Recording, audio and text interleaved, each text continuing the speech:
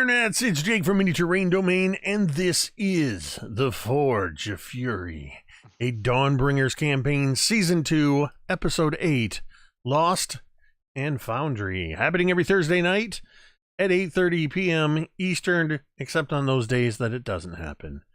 Such as last week, when we got to play in an ICRPG game run by none other than DM Scotty. I will be getting that posted up on YouTube. I am behind, but I've recently been making some great strides in production elements of the channel, and I'm getting to a position where I can get the rest of those episodes up. As a reminder, if you find yourself wondering, hey, how come those aren't posted on YouTube? The last 2 or 3 episodes of every show for about 45 days are available right here on Twitch. If you just go to the main page and click on the videos section. So you do still have an opportunity to check those out.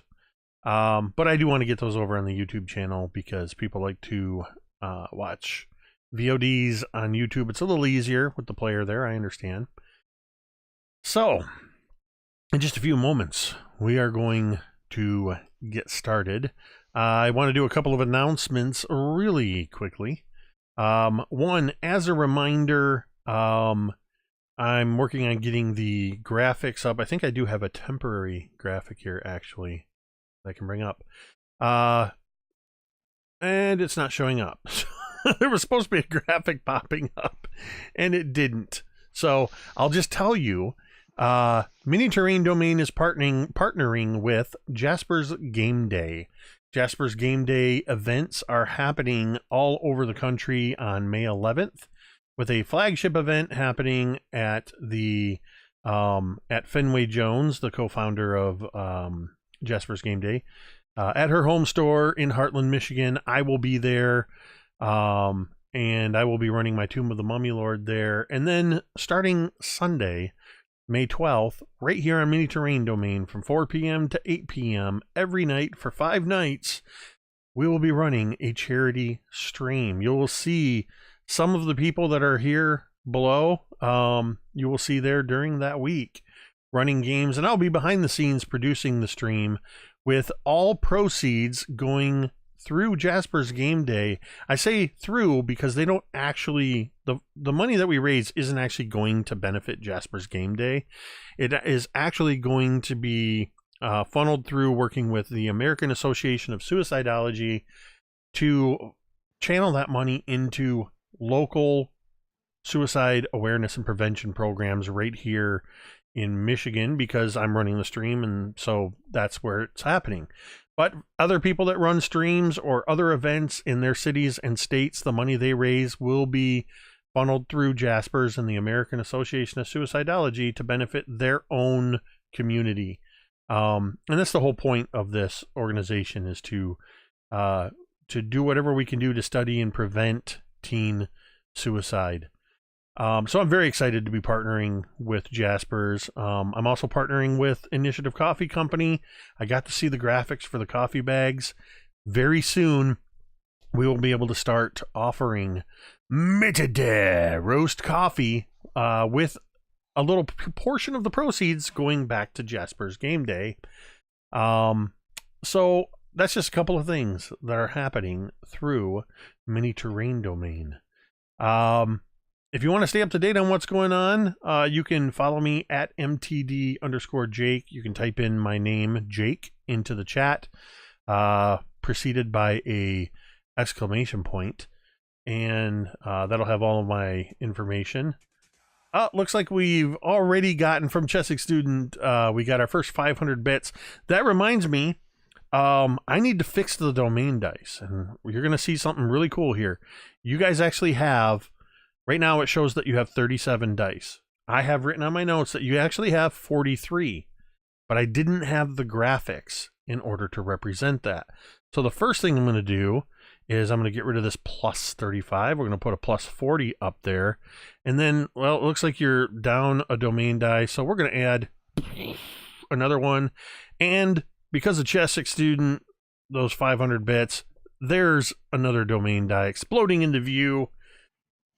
Just another cool thing that I can do with the Stream Deck that was made possible by Patreon supporters. You can see the link already in the chat from my information.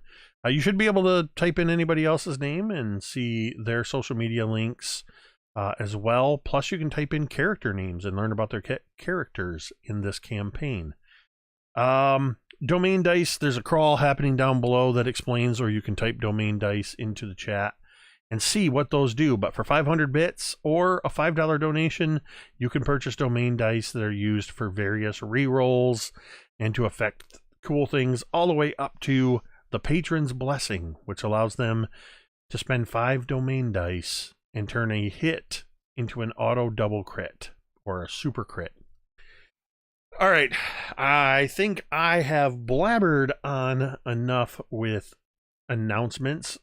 We do have a break that we take about midway through that will tell you all kinds of good stuff, other promos and other shows that are on the channel. So I'll let that version of me blabber on for 10 minutes during the break, and you can listen then. So we've been off for a week from this campaign because we were down one Cantriel 1V who was at PAX East last weekend, and from her Twitter feed, it was nonstop craziness and awesomeness. So we took a break from this campaign, played another game that we talked about, but now we're back. We're back into it. The Dawnbringers are going to continue on. And to bring us up to speed, we're going to throw it to Ted, who's playing Thorgarn, to bring us up to speed. Tell us what happened last week or 2 weeks ago. So at the end of the previous session of this game, we had decided, to sneak past, these statues and climb these stairs, and really expected a lot to go on. We made it into one room. That's it. In that room was a nice, big throne room looking thing, ballroom looking thing, lots of columns, and there was stuff piled everywhere, broken bits. Sounded like there were voices, from behind something. So tried to have a conversation, and turned out that it was a group of Thorgarn. It was led by Garid, I believe was her name, something along those lines. And I tried to negotiate with her. She says this was her, this was the Dark Dwarves territory. We don't belong here. I'm like, look, we don't have a quarrel with you. We're just trying to kill some orcs. Point us in the right direction. Before we could get any farther, Griveth pulls out his blade, says that they're, demon worshipping slavers, and they have to die. Cantriel tries to trip him, succeeds, sits on his back, and then, combat happened anyway. The rest of the party went in, fights happen, dwarves come in, they're invisible, they're enlarging, fight's over, and, we wind up, looting their bodies a little bit. And I'm going to throw it to V, because apparently she started hearing some weird voices. Yes, at the very end, it was one voice, Cantriel. It was sort of like the world slowed down a little bit, and she was seeing everything in this ridiculous full detail, like even down to sigils and everyone's magic. And during that time, she heard her mother's voice basically speaking to her again, because this has happened before since coming to this area. And she just got this message that she needs to keep going and needs to keep moving further down. And I need to hurry is basically what the message was about. And now that we are all caught up, before we dive into it, our domain dice patron, Joy Pierre in 1974, has come in and, of course, bestowed his blessing upon all of you, as well as Skellington Jr. gifting a tier 1 sub to our friend Wiley Hobbit. You guys know what that means? There are 7 new domain dice coming at you. Now watch this, because I just want to show off, I want to show off this cool new effect. You guys are going from 44 to 51. Nope, that's not right. You were at 44. Yeah, that's right. You're going up to 51 domain dice. So to do that, we're going to turn that off. It's a good thing I made the new graphics like I said I would. There's a plus 50. 51. And just because I can, I'm just going to show these off. We've got some kick-ass new animations for domain dice. I'm going to take these 3 or 4 away from you guys. I'm sure somebody will hook you guys up. But you have no reason not to be using domain dice. You guys should never fail a roll at this rate. The gods are smiling down upon you all. So, as was said in the recap, you would kind of come into this sort of this grand area that looks almost like a throne room. And I was caught off guard by the generosity of the viewers as I'm trying to make sure I have the correct description here. Oh, there we go. I was a page down too far. So just as a reminder, and we'll go ahead and we'll flip over here to our map screen so you guys can see exactly where you are. You are in an enormous hall that is lined with 10 great pillars carved into the forms of giants and dragons that support the vaulted ceiling 30 feet above. Guttering orange torches are set in sconces about 10 feet high on these pillars and are casting the room in a sort of flickering illumination. And a mighty throne sits on a dais at the opposite end. The walls here were once covered with tile mosaics, but they have been smashed and defiled by graffiti. Tiny fragments of tile litter the floor, and you can see 5 other exits. A small fire smoldering on the floor before the dais now contains the what's left of the remains of the Durgar Garid, the Durgar woman that was knocked into the flames. And it looks like the Durgar had set up a small camp here. There were their bedrolls and such around the fire. You can hear from behind the door to the south, you can hear the sound of hammers ringing on iron. And you were challenged from the darkness in this room, but you dealt with those foes, a total of 5 Durgar. So as it stands, you have the hammering coming from the great doors to the south. You have another set of doors in the southwest, the northwest, the northeast, and there appears to be some kind of passage behind the throne as well. Cantriel, it has just been moments, mere breaths since you experienced that voice of your mother. And to your eyes, in your senses, it seemed as though everything slowed down. But everything comes back in a rush. The sound of your companions moving about, picking up, looking through the bodies, picking up the things they picked up. What would you all like to do? So Thorgarn reaches into his, slightly bloodied pouch and be like, we've been sent on a mission to kill some bloody frickin' orcs, and all I got is one lousy ear. Where are the frickin' orcs? I was just going to mention that there are orcs in here, right? You would remember, though you, the players, may have forgotten in the last 2 weeks, that you actually challenged Garid to this very question, and she did tell you that the orcs have taken up residence in the mountain door, which is a couple of levels above you. And before we could get some information as to how to get there, somebody went in all, murder psycho phase. So, all right, companions, what do you think? Do we think chasing the hammer strikes is going to get us where we need to go, or do we go to another way? Oh, wait, were you talking about me? Who else would he be talking about? You're the one that went crazy and stopped us from getting information. But I'm addressing the group. Where do we think we should go? I wouldn't call it crazy. I would say it was a tactical calculation to put them on, surprise them by full frontal assault. It You was got pissed off and you ran towards him is what you did. it was certainly a tactical decision to refrain us from getting necessary information. It's very similar to your approach to Cantriel, actually. He's not wrong.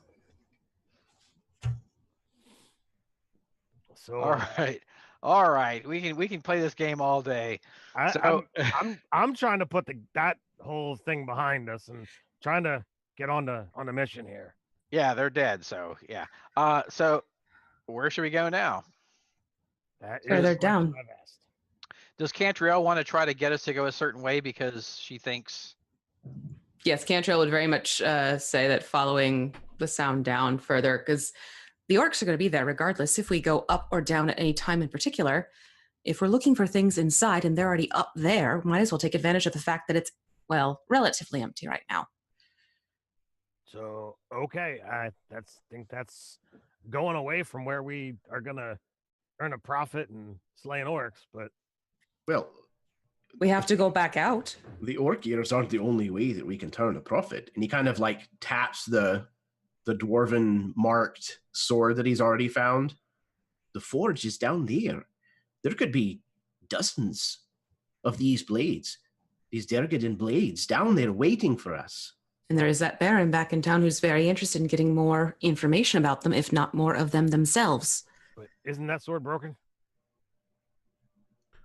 No. Well, no, not at all. No, that was a complete sword. Oh, it was a complete sword, that wasn't a broken one? Okay. It's not Narsil.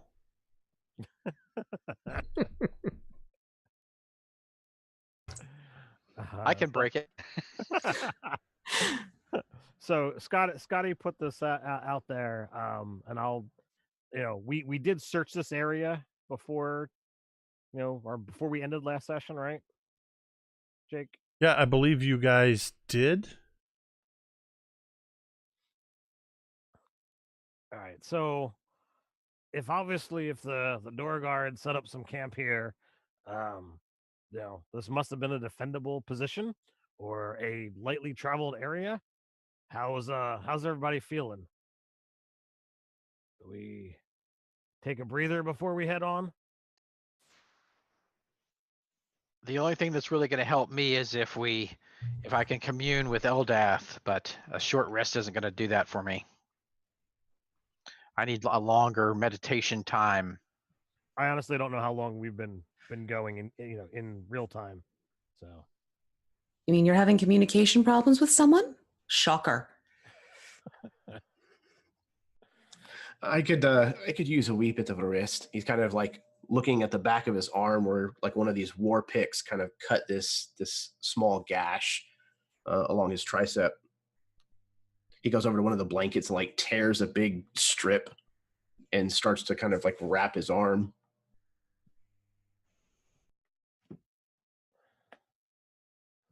Has everybody lost their temporary hit points? I assume by now. I certainly have. Okay. While we're hanging out, I'm gonna cast the spell again that gives 3 people 5 temporary hit points. So Cantriel, Fig, and I'll give it to Thorgarn. Thorgarn has less hit points than Yes, yeah. So Fig, I have a question for you. When he casts that spell to give people the extra protection, like what does it look like on Fig? I can imagine that it almost looks.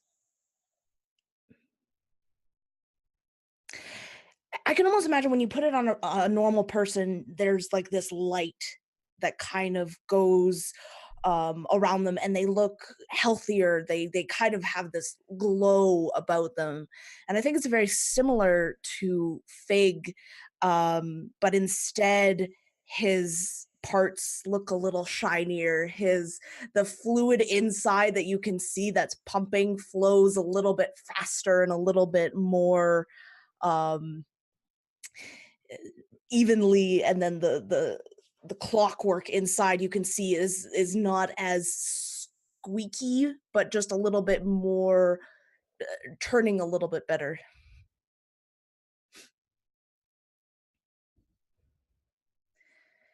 I think Fig would look to you and kind of tilt his head. And I'm actually quite a bit amazed how it works on you. Like, he doesn't expect it to work because, you know, how he considers you. And when he sees it work, he's a little amazed, actually, that it's actually working. And you can tell the magic is, you know, increased your health, you know. Can I insight that?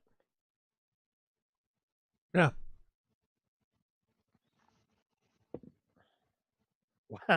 Well, it's a natural 20. So that is an insight of 24. What exactly were you inciting against? Well, I know that he's got this problem with Fig and saying that he doesn't have a soul, he's not a real person. So you know, when Griveth chooses to, you know, bestow the magic on him, I want to be able to, you know, gauge the reaction of, you know, what's going on, to kind of be like, well, basically I want to rub his nose and say, well, Eldath thinks he's normal. Well, that is yeah, you play that out how you want. I mean, you rolled high enough that you can kind of basically that's between you and Griveth. All right, so, you know, all right, I'll toss it to you then, Scotty. What does Thorgarn see? What does he get from, you know, observing that interaction?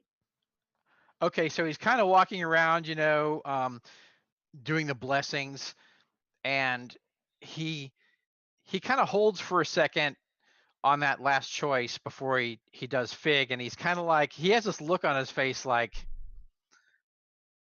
this isn't going to work. And you kind of think that he's like thinking, this could be like proof that this thing is an automation, it's a fake person, it's not real, and it actually works. And he has this kind of surprised look in his face that it worked on it. Like, the magic that I thought would only work on creatures with souls actually works on Fig. So you know, so I'm gonna, I can't really like put my arm around you. We're like miles apart.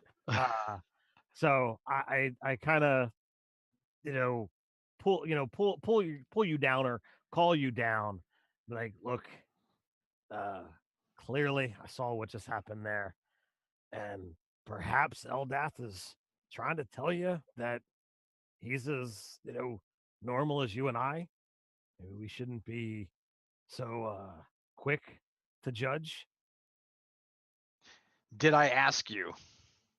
No, but it was clear on your face, and you know, I don't know what you think you saw. Oh, I saw. You And did see that. I mean, you did notice that he was surprised. I appreciate. He just doesn't want to admit it. That's fine. I appreciate that, you know, a traveling companion that you've had issues with is clearly able to receive your protection, and that you're willing to, you know, expend those magical resources on him. But you know, maybe this is, you know, the first step in, you know, truly acknowledging his role here, and like I said, that he's as normal as you and I. Well, this thing He is our ally. It's aiding us. So tactically, it makes sense to protect this enormous toy, this large toy, while it aids us. Come on, you can say it. Him. It's not hard. If you guys both look over at him, I can imagine Fig just like crouched down to the ground looking at like a little cockroach that's like scurrying by and just like poking it.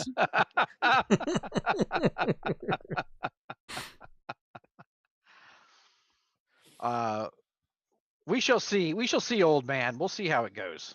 I'm still watching. All right. I'm still judging. He's got really good people skills. It's an acquired taste for some. So, what's the decision? Are we kipping up a bit? Getting a meal? Are we walking? We already made a decision as to where we're going. Everyone looks tired. I think maybe perhaps it's time that we took a little bit of a breather. So Cantriel, do we notice, like, I know we didn't feel this time shift or hear any of this that happened to you, but are you noticeably something different? Like, are you flushed and nervous, or? She would absolutely be like a little bit more distracted than she normally is, for sure, especially because it was her mother's voice that she was hearing. So it's pretty noticeable? It would be, yeah. Okay. I would say, given the fact that in all this discussion, Cantriel has been uncharacteristically quiet, that's probably an obvious clue. Cantriel quiet? That wasn't an indictment of you, V. I know, I'm laughing about it. I'm like, oh yeah, that's true. Shout out to Gamers Theater for the 8-month subscription. Getting you guys, because you were almost out, you now have 52 domain dice. So you guys are absolutely fine. You're already, given that you've kind of been standing here, looting, having conversation, you've already kind of been here for 10 minutes, so you're 10 minutes into a short rest. If you want to, I mean, you can gather around the fire, but there's a dead Durgar in it. And there's some, like, 4 other dead Durgars in the area. So I don't know if you guys are going to, like, move them out of the way or what you want to do. I suppose you could warm your hands by the burning body if you wish. Toast marshmallows. Burning flesh does not smell good, so don't recommend that. So unless we're actually being affected by the temperature here, I would not want to be near the fire. If anybody's affected by the temperature, it's probably not the dwarves. But I mean, it's not necessarily with all of the torches burning and the fire that's burning in here. I would say that it's probably comfortable in here, temperature wise. Now that we've decided we're gonna short rest, and we're not being attacked or talked at by Thorgarn, can I take some time and look at the pillars or the stuff on the wall? Is there anything that hasn't been, molested, destroyed, or defaced in any way? Go ahead and give me an investigation check. You had to say investigation, not like religion or any of the cool things that I might actually have. All in good time. 17. All right, so initially you go to the easy spot, which is that northern wall between the 2 doorways. And you had already seen, this is where a lot of the mosaic tile has been broken apart. Lies in shattered debris at the base. And you found the graffiti that's smeared on the walls in blood and other biological components. That is orcish, but it's definitely dwarvish slander. It looks like some of the graffiti is recent within the last, maybe, it might only be a couple months old. Some of it looks like it's quite old. even by decades. As you're moving around the room and you're just you're looking at these pillars carved in the likenesses of giants and dragons. You're seeing these torches sputtering high up. Give me a perception check. I will take a domain die and re-roll that. All right, let's go. Oh, I doubled what I rolled. That's a 2.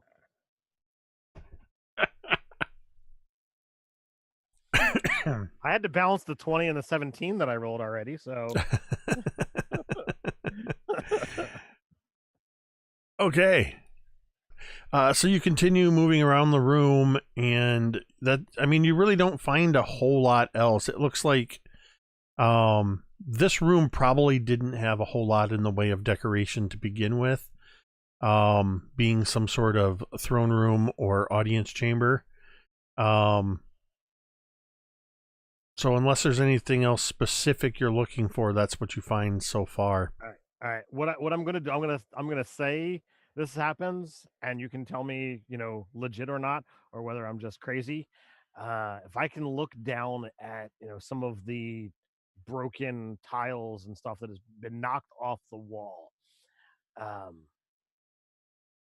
want to grab a tile that has got like chips and cracks in it that looks like the holy symbol of either Moradin or Clangeddin. Is that possible?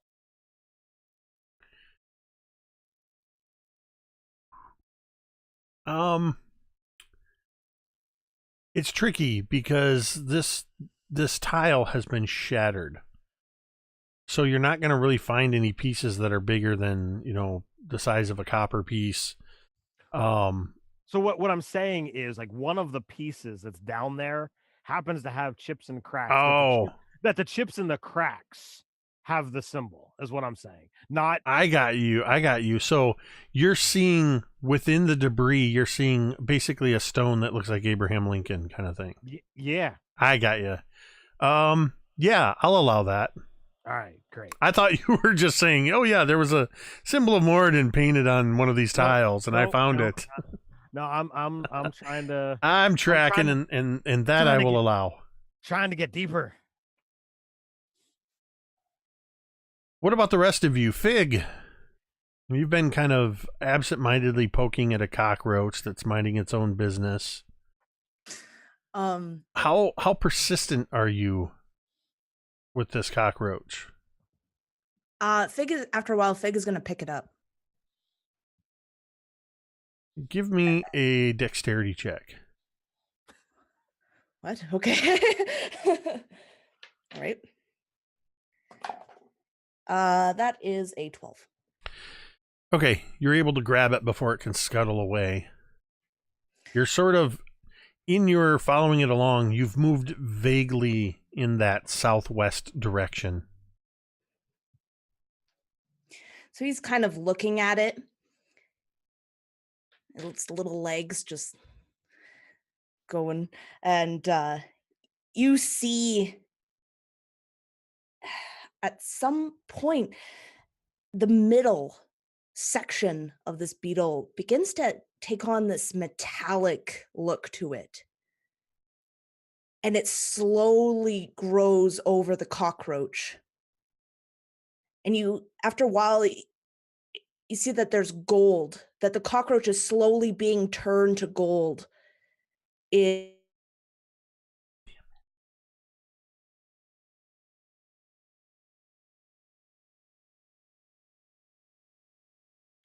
Hold up. I just had one of those interruptions. Damn it. Oh no. The worst part about it, it literally is only a couple seconds. V, can you let them know that they may have to refresh, but it should be active again within 30 to 60 seconds?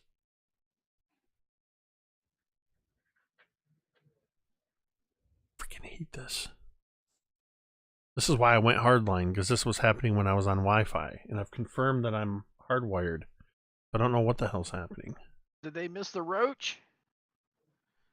It went just around the time you were saying that it was, that it had kind of turned to gold. I actually can tell when they miss because all of you freeze. So it's based on the last thing that I hear. It's most likely the last thing they heard, which is why I try to cut you off as soon as it comes back on. And I was only out for like 5 seconds. Looks like stream is back on.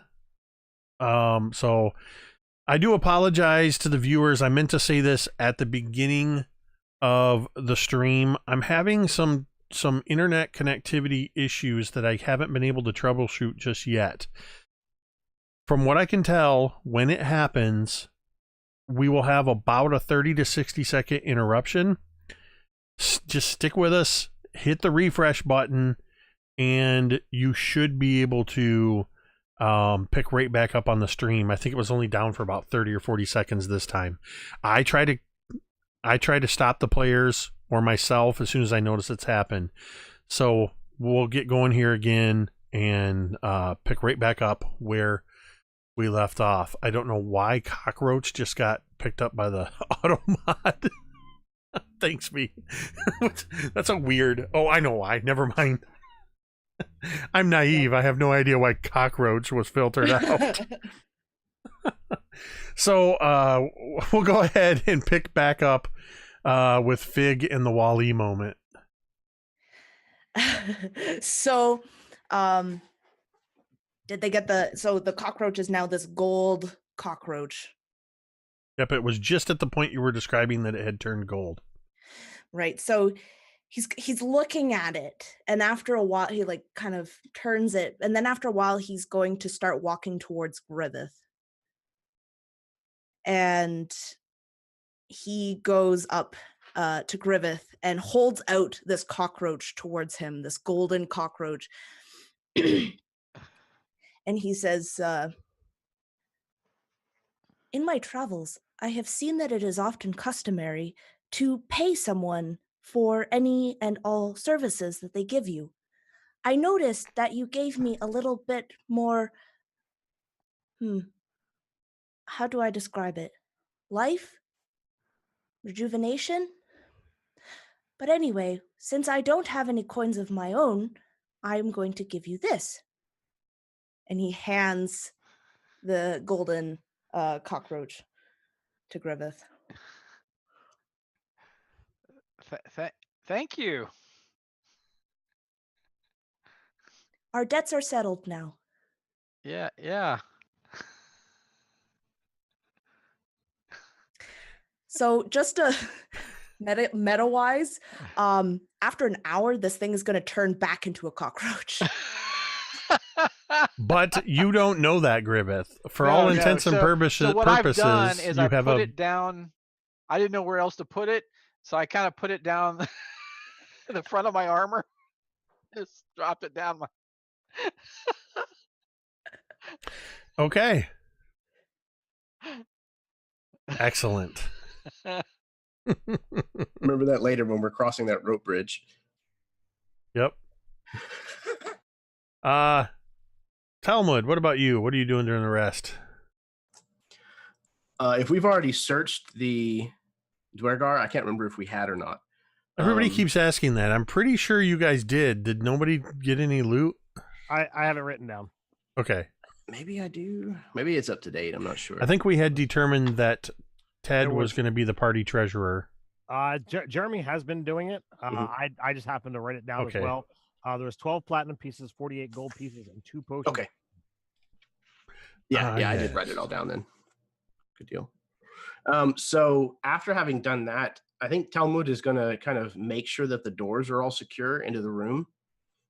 Maybe even using like the war picks and things from the fallen Dwergar just to keep them kind of barred, at least a little bit, so that they can hopefully get a long enough peaceful moment to rest. I was thinking the same thing, V. Did somebody say bard?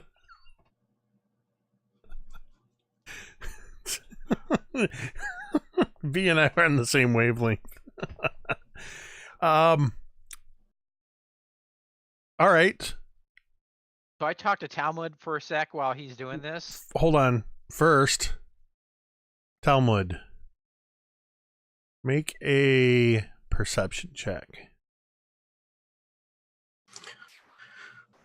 Perception. Ooh, those are Talmud numbers. I'm gonna spin a Dalmatian. Sure, that too. A domain die. So I'm gonna re-roll it and get even worse. I'm so sorry. I waste y'all's money constantly. They're paying for the possibility, not the result. Just the hope. So that's going to be a 6 total on his perception. Okay. So the northeastern door is secured. As you go to the northwestern door, give me another perception check.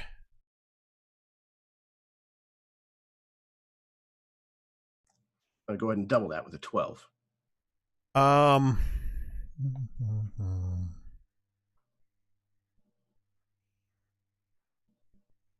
Okay. That door, you're able to make sure is secure. Another perception check for the southwestern corner.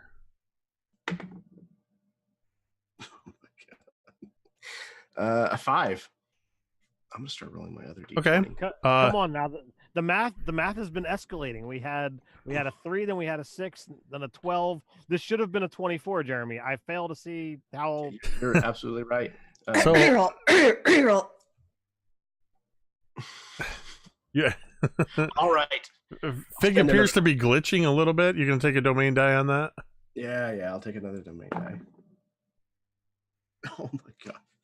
That's an 11 instead. Jake, why? Well, Why I'm is it- going to give that one right back to you because Quinny and BC just converted their Twitch Prime to a tier 1 sub. Hey. So they're going to give you that one right back. This one, you had to descend about 10 feet down some stairs to the doors. And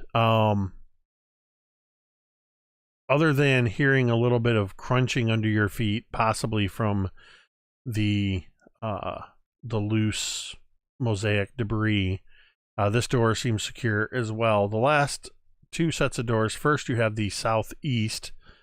Make a perception check at advantage.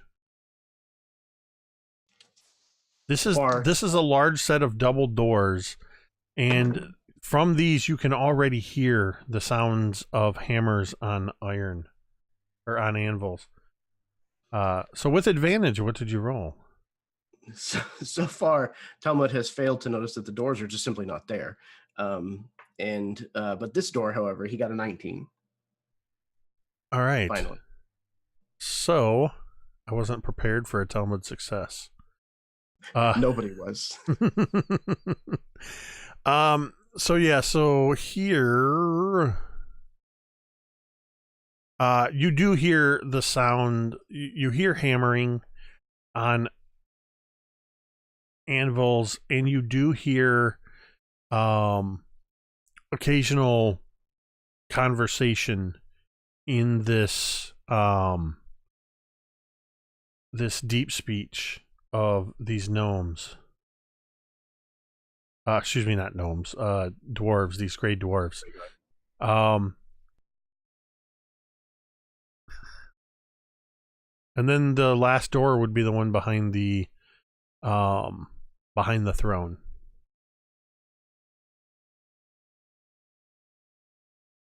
So one last perception check. Let's see. Hey, I rolled a nat 20. So that's a 23.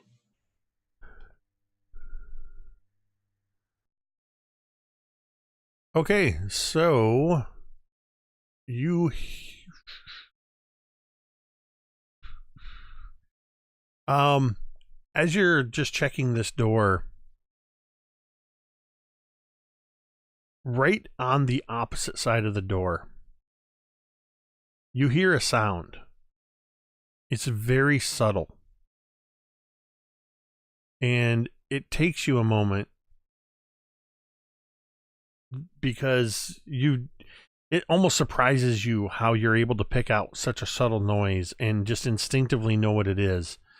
It's the sound of a person wearing armor shifting position, the scuff of a foot on the ground, and the slight, almost talk, kind of a TOK, kind of a talk sound of a wooden handle of a spear or staff or something as it's repositioned on the ground immediately on the other side of this door.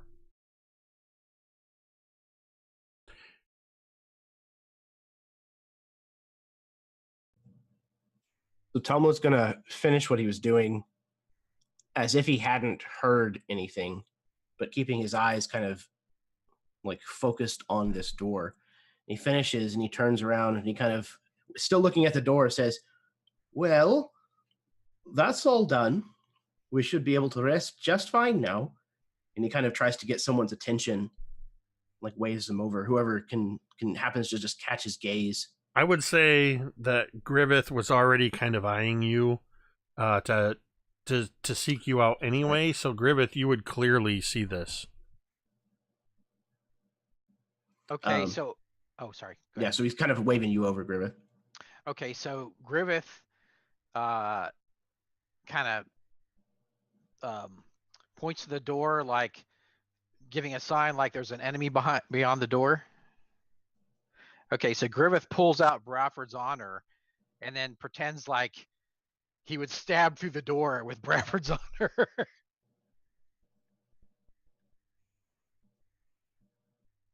Should I try that? Yeah, I don't think that's a bad idea at all. Okay, so I'm going to try to do that.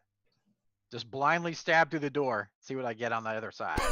Now, Jake, you were saying that he heard deep speech or he heard undercommon? Okay, I used the words deep speech, but not as intended to mean the language. Okay. More like, rather than hearing, you hear, I meant literally deeper. Okay. I think we had established that they were speaking Undercommon previously. But let me double check that. Yes, dark dwarves speak undercommon. Well, dark dwarves do. We'll see if my dark dwarves do. Oh, my apologies. My apologies. Yeah, they speak Undercommon. So I'm letting Talmud pick the spot because Don't assume my language, Ted. Hey, the dark dwarves that I was speaking to in the last session were speaking undercommon. Yes, that is. That's why I made that assumption. I'm not trying to that's fair. I was unfortunate in my in my semantics that I chose to use the words deep speech and possibly confuse the matter, and that was not my intention. No, no worries. I just, I wanted to make sure because, depending upon what's talking on the other side of a door, I'm not for let's just stab through and, see what it is after it's bleeding. Well, the speaking was coming from the doors to the south, east, not from this door. Not from where Jeremy is now? Well, you have no idea because he hasn't really told you anything. Oh, all right. My apologies. I'm done. So, just to be clear, Griveth, you are going to walk up to the door, and you are going to attempt to run Sir Bradford's honor through the door into whatever might be on the other side. Yeah, I'm kind of letting Talmud show me the spot on the door that he thinks. Yeah, Talmud kind of stands next to the door and kind of holds his hand up to his own forehead, and then kind of just transfers it horizontally next to the door. Okay, 1 second. I think Griveth's been driven to attack doors though, because doors. Right. Well, I mean, this isn't. It's driving me crazy. It's what? This is in no way out of character. There's nothing unusual about Griveth's actions. All right, so I just had to check something real quick. All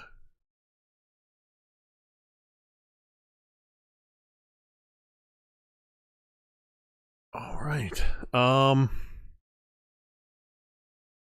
So you can, I'm not going to make you roll to hit the door because you're standing right in front of it.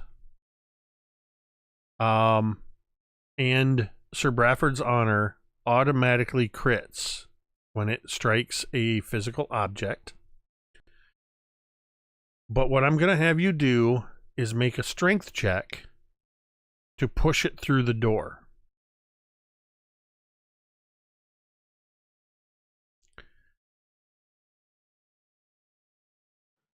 So that would just be my straight up strength bonus, right? I'm going to let you add your melee attack bonus to it. Oh, nice. Thank you. Yes. So it's like you're attacking the door, but you're not attacking the door. Oh, Did you just I crit? rolled a crit. Okay. Sorry. Don't apologize. I just became a giddy little girl. I rolled a crit. So you find as Talmud shows you this spot. I mean, I rolled a crit. as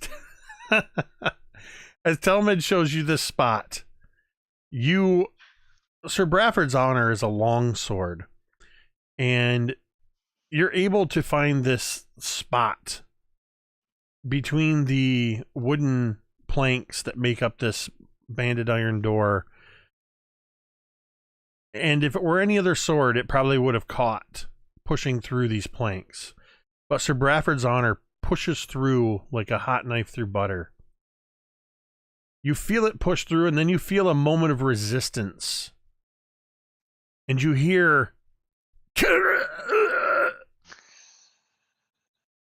And then another moment later, you see blood pooling under the edge of the door.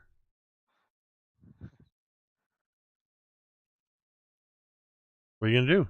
Oh, wait.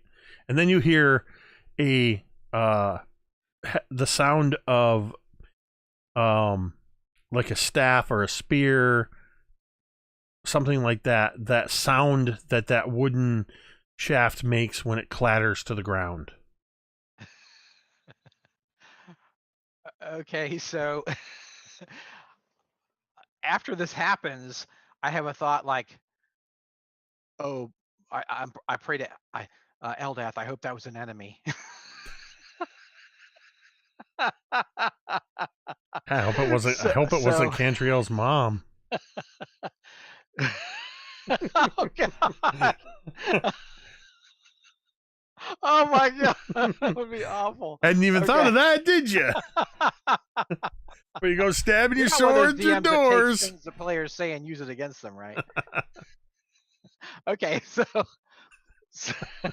so I looked at Talmud and I'm like, kind of shaking my head a little bit, and I say, "Open the door, buddy. Let's see what we got. Let's see what we got on the other end."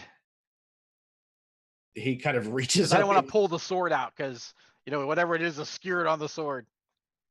He kind of looks surprised at the results, but reaches out and grabs the latch and will pull the door open. Okay. You pull the door open.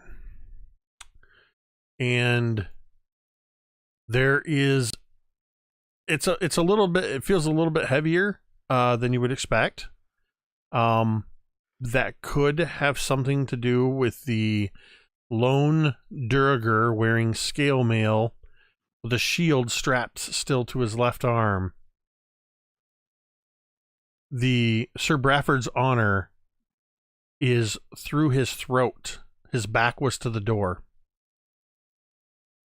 And as you open and you can only open the door about 30 or 40 degrees because Griveth still has his sword through it.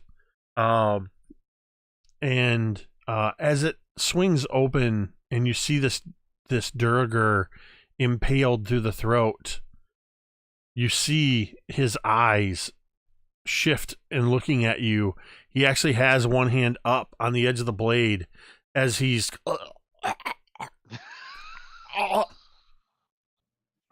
still alive. He's bleeding out, but he's not dead yet. You're a tough one. Look, I'm very sorry. I'll hold still.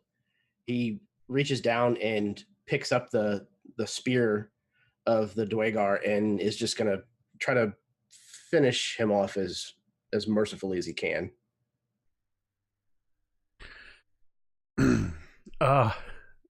That's done easily enough.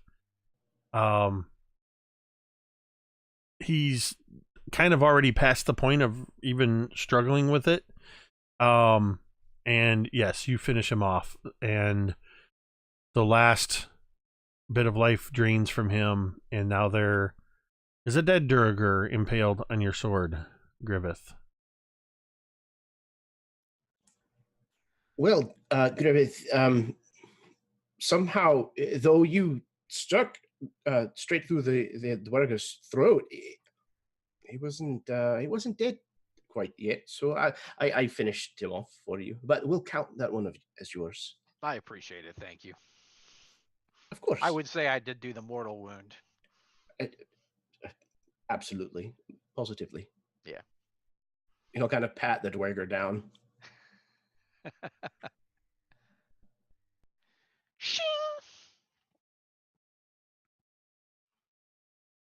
You pull Sir Bradford's honor out while Talmud is patting down the Durgar. Talmud, make a dexterity save if you want to try to catch it. Well, actually, this will determine if you're able to just sort of instinctively catch it or if the body collapses. That's an 11. You hear this slight shifting of steel through wood, and as you're patting down the body, it shifts. And before you realize what's happening, it just shifts off to the side, collapsing in a clatter of scale mail, and there's this almost gong-like sound as the shield strikes the stone. What are the two of you doing?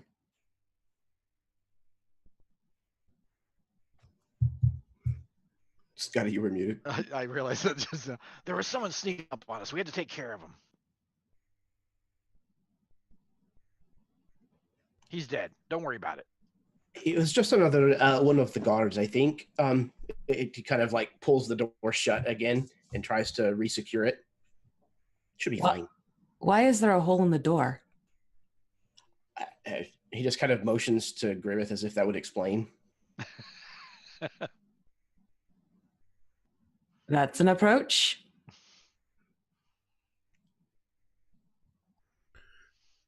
One blow. Goodbye.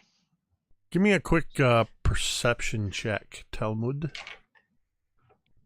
Because you've proven to be so great at those. I was going to say I'm great at I was going to say, Cantriel's going to raise an eyebrow like, uh-huh. That's a 14. You do notice as you're moving to close the door, there was roughly a 10-foot by 10-foot hallway that this Durgar guard was standing in, and then a room about a quarter of the size of the one you're in with a large stone table in the middle of it. Just this huge, looks like a single stone slab in the center with old tapestries clinging to the wall, and on the far wall opposite you was a stone door with a dwarf's face carved on it. Making a mental note. And then you are able to... Do you close the door, pushing the dead body back into that room, or are you pulling the dead body into the room with you guys? He's kind of in the doorway right now. I think I'll just leave him in the hallway outside the door. On that side of the door, the room side. On the side that he died from. Okay, perfect.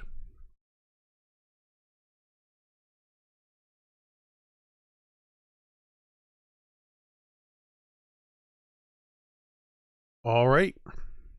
That's one less Durger. And I'll say that with everything that's happened with conversations, checking doors, killing dwarves, etc., you've eaten up about half of your short rest. Nothing was so exerting that it would interrupt your short rest. You can do any other light activities you wanted to do, or we can just say another half hour passes, and you are on the other side of your short rest. Of course, as per short rest, you can use any special abilities you have. You can roll hit dice or whatever to gain healing. There's no warlocks here, so nobody's getting any spell slots back. No, wizard's got a Oh, wait. recovery. Yes, sorry, I forgot. We have a wizard. I am going to spend another hit die. You also get the 1d6 for Song of Rest because you got a bard. Well, thank you for that, because on my D12 I rolled a 1. 6, 7. And the 5 that I got back from you plus my con, that actually healed all of my wounds. So thank you, Cantriel, for that very nice song. So for this last half hour, I would like each of you to make one last perception check.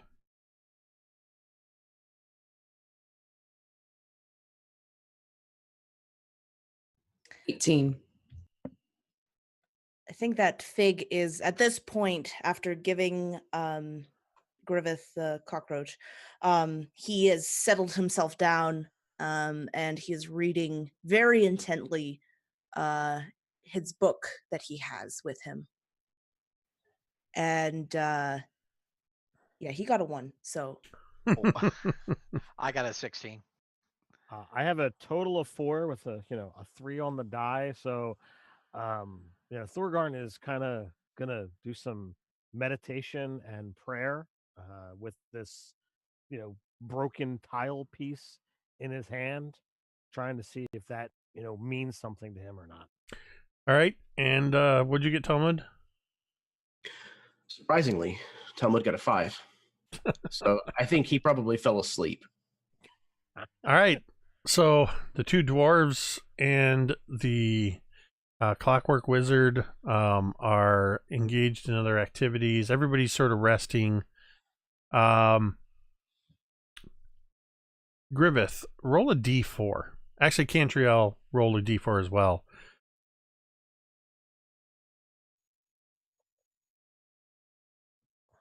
That's a 2. Okay. Sorry, I got a 2 also. All right. While you're resting, you're still hearing this almost rhythmic dunk, dunk, dunk, dunk, dunk. It's the sound of two hammers striking anvils at two slightly different paces, so that every once in a while they are in perfect sync, and then they start to go dunk, dunk, dunk, dunk, dunk, and then they swing back into sync. The occasional grumbling of Undercommon coming from that direction to the southeast. But Cantriel and Griveth, you both also hear occasional sounds of shuffling, as well as what almost sounds like something clattering or being kicked. At one point you hear the sound of like something heavy scuttling across the floor, as if a chunk of wood was thrown, pushed, or kicked across loose stones. And you swear you hear an occasional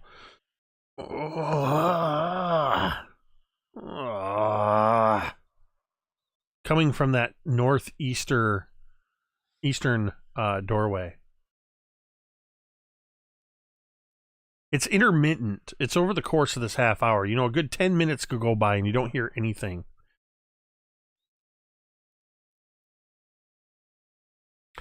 And an hour has passed and your rest is over. What would you like to do?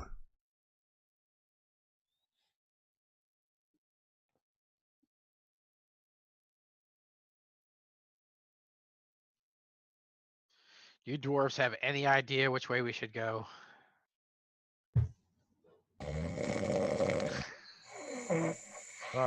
Cantriel wants to head off towards the sound of that hammering, so I think that's the way we're planning to go. Speaking of sounds, did anyone hear the other interesting motions? What I did. What did you hear? What do you think it is? I haven't the faintest idea, but it could be something we might want to take a look at.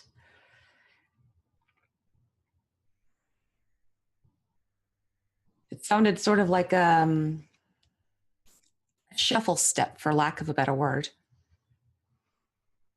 with some vocalizations. Can I make a religion check on that? Yeah, it didn't seem like discernible vocalizations, just... Odd sounds. Yeah. Go ahead and make a religion check, Thorgarn. That is a 12 on the die, making that be a 15. That sound like zombies to me? A shuffle step and weird groaning sounds? Based on their description, I would say yes. I'm also going to give you, with that check, as you give one final cast around the room, as you're just kind of looking around, figuring out, well, where are we going to go? You notice from where you're at, further into the room, the firelight from the torches is striking this door in a slightly different way that you didn't notice from up close. Maybe your own shadow was blocking it. But that northwestern door, you notice, is carved with a relief of a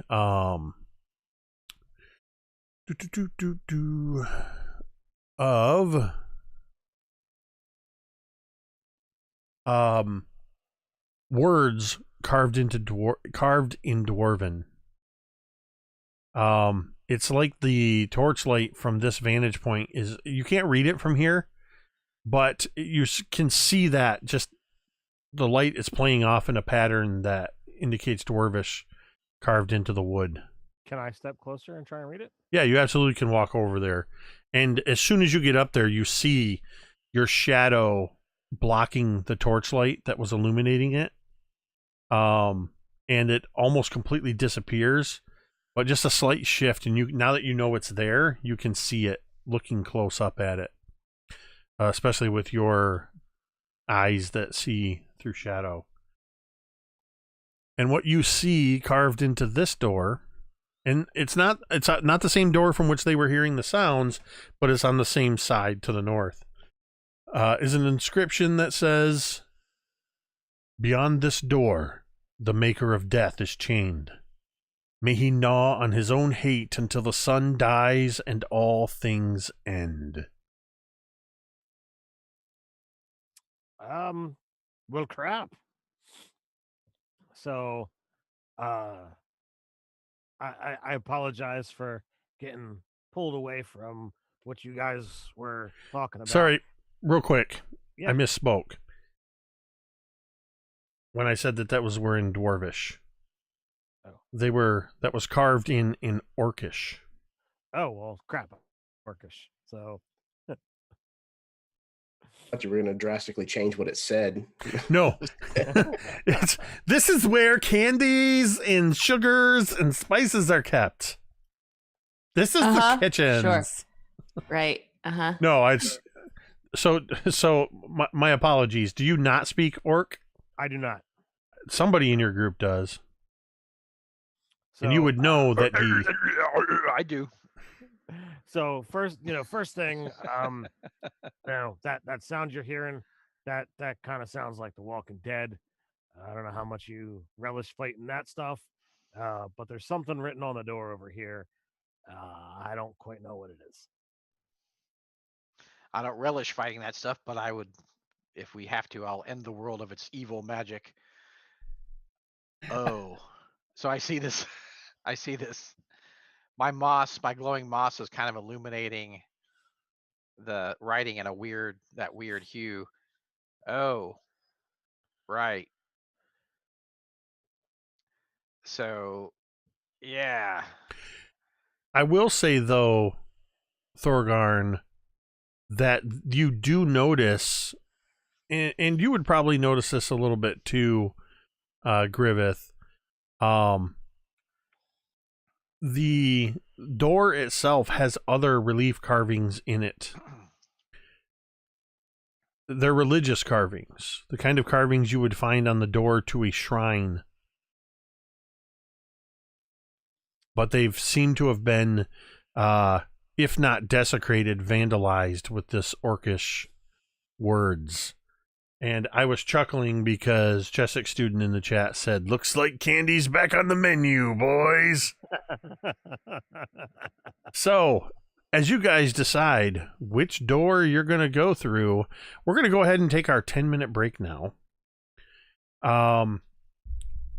Megan, I can't help but notice that this party seems to suddenly be taking on a strategy similar to our Curse of Strahd campaign, where apparently you only want to go through one room a session. That's been happening to us in our Tuesday night game on Dice on Ice, where we get through 1 or 2 rooms per session. I'm not complaining. I love all of the RP. I love that you guys are RPing through a short rest. So, thank you to everybody who has tuned in already. Thank you to the wonderful people who have contributed domain dice via cheering of bits through subscriptions and renewals of subscriptions and the like. We briefly went over 50 for the first time. Just so you know, I have prepared, I'm just going to do this real quick so you guys can see. I have prepared for the eventuality that we go super platinum with domain dice. I have provisions to go all the way up to 105 domain dice. I'm challenging the audience. I dare you to bring them up to 105 domain dice. So yeah. We're going to go ahead and we are going to take our 10-minute break now.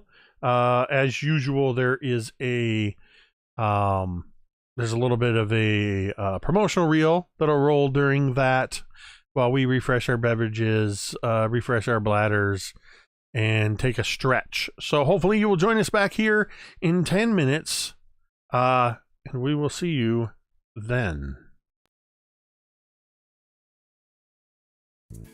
Hey internets, it's Jake from Mini Terrain Domain, and this is The Intermission. Mini Terrain Domain, or MTD, is a channel dedicated to the love of and participation in the world of tabletop role-playing games. Whether we're designing encounters or miniature terrain, building worlds or dice towers, or just playing games, everything we do here is because we love this amazing hobby. That is why the mission statement of Mini Terrain Domain is simply imagine, build, play.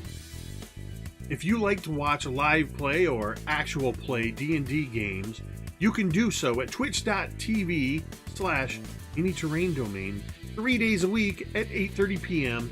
Eastern. On Sundays, you can join us for Cult of Personality, a long-running campaign set in the Tomb of Annihilation adventure setting. On Mondays, you can join us for All That Glitters, a Waterdeep Dragon Heist campaign guaranteed to be epic proportion. And every Thursday night, you can join us for Dawnbringers, the Forge of Fury. This is a series of mini campaigns going across the gamut of several well-known modules. Season 1, which is available on youtube.com/mini-terrain domain, took place in the Sunless Citadel. And Season 2 is currently taking place in the Forge of Fury. If you can't join us in the chat for our live shows, that's okay. You can usually catch the roleplay, or rather the replay, on YouTube just 2 days later. If you're a fan of what we do here and you'd like to support what we do, there are a variety of ways you can do this. First, simply follow the Twitch channel or hit the subscribe button on YouTube. Next, make sure you follow all of the participants of each game or show on their various social media platforms. To do this, if you're watching live with us on Twitch, you can simply type an exclamation point and that person's name into the Twitch chat, or on YouTube, you can look down below the information bar and all of their links can be found there. Finally, if you would like to provide monetary support, which flows right back into the production of the channel so we can continue making great content, you can join the growing list of patrons on Patreon. Additionally, you can also use Ko-Fi or Coffee to buy a coffee or two. I like coffee. But the absolute best way to support the channel is to follow and subscribe on Twitch and YouTube and join us in the chat. If you have an Amazon Prime account and you link it to your Twitch account, you can subscribe to one channel per month absolutely free. No matter what you decide to do, we are just happy to have you here. Thanks for watching and stay tuned for more great content in just a few moments. Remember, metadata!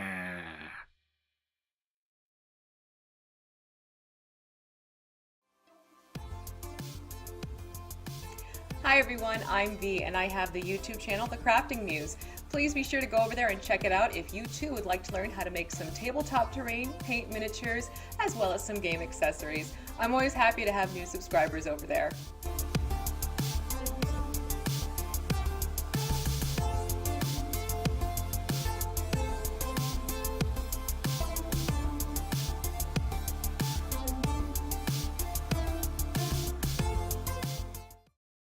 Learn the ways of the Game Master, the Dungeon Master, and delve into the minds of the players.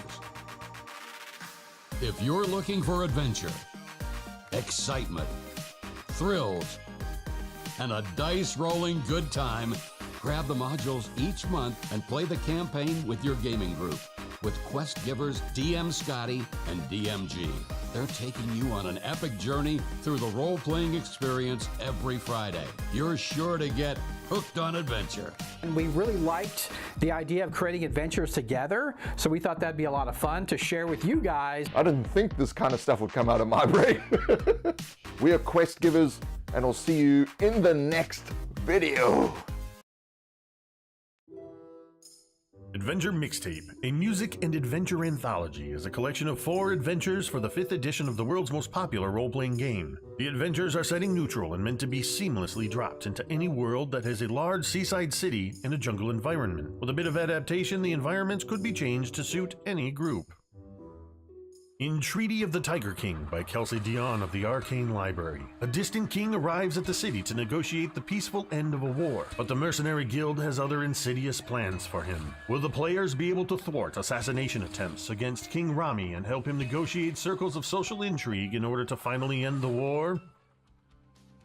In Madness of the Majestic Menagerie by Ken Brees of Burling's Beard, the famous Majestic Menagerie draws hordes of visitors to the metropolis and cultural hub known since time immemorial as Splendor by the Sea. But now the gates of the famous zoo have been shut and the grand opening of the new section has been jeopardized by a spate of mysterious accidents and, it's whispered, grievous injuries due to uncontrollable creatures. Mr. Majestic seeks to hire investigators and troubleshooters who can keep a low profile to iron out any problems before the impending grand opening becomes a complete disaster. Do you have what it takes to uncover what's driving the madness that's befallen the Majestic Menagerie? In The Infernal Collection by Sharang Biswas, when an influential fashion designer is found dead days before a major fashion show, heroes are called in to solve the mystery, prevent any further destruction, and help the fashion house prepare for the show.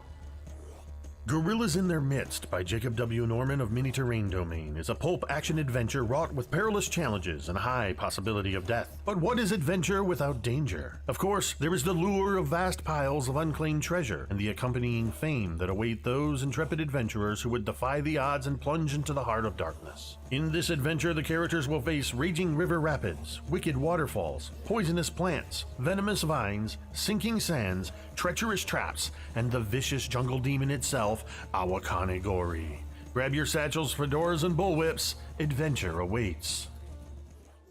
The Adventure mixtape also comes with 4 original songs inspired by and written for the heroic adventures herein. This collection of music and story is something unique. We had no better word for it than mixtape. If you ever received a cassette, CD, or digital playlist curated to take you on a memorable journey, then you'll recognize what you find inside this volume.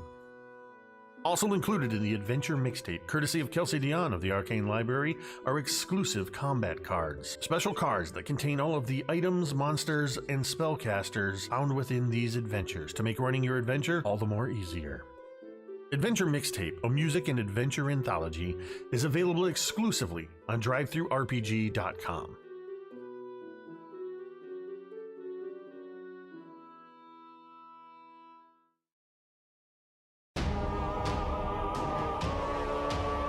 Griveth, once home to the most wondrous kingdom the world had ever known, lasted to nothing in just a fortnight. It is here that the fiends of hell walk among us. It is here where all things die. Welcome to Griveth. Demon invaders roam the landscape and have conquered all. The world is a ravaged and wrathful wasteland where the old world lies buried beneath the blood and sand with its gods and its secrets. Water is fought over with blood and steel. Compatible with the 5th edition of the world's oldest fantasy role-playing game, this book contains all new character creation options, including all of the familiar classes with new aspects befitting the ravaged wastelands of Griveth, along with new backgrounds, subclasses, spells, feats, and so much more. New races will allow you to play as the Cursed Ash Elves, the Forsaken Humans, the Primordial Incarnate, the Proud Orcs, the Reptilian Suri, or the Infernal-Blooded Tieflings. New game mechanics such as blood, grit, and effort give your games an intense focus on lethality and survival.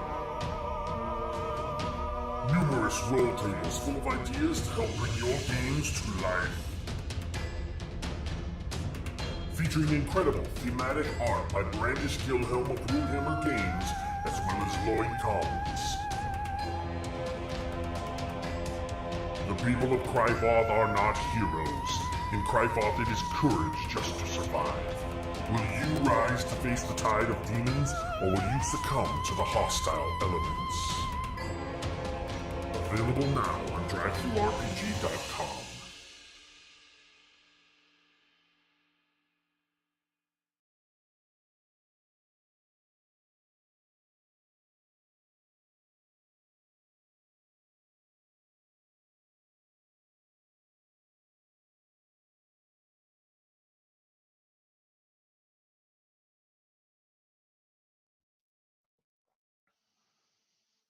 And we're back.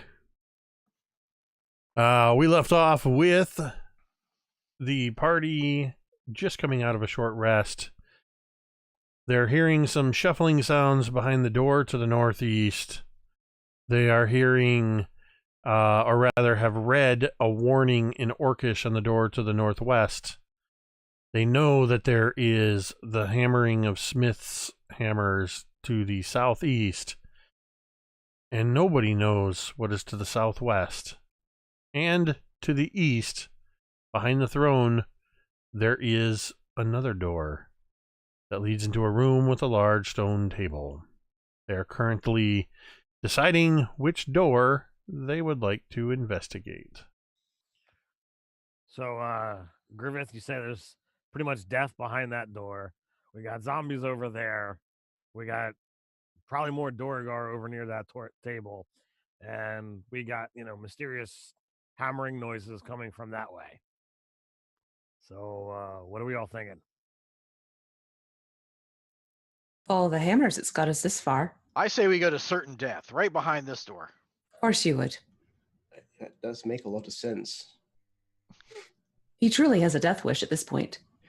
I think as long as it involves possibly destroying a door and maybe dying, that he's all for it. So death This indoors. seems like the greatest evil, so maybe we should put this to rest. Doors are evil? No. What's behind the door? Well, you killed the last door. Unless it's just, Didn't unless you it's say- just trying to scare us. Didn't you So- say it's locked up for all time?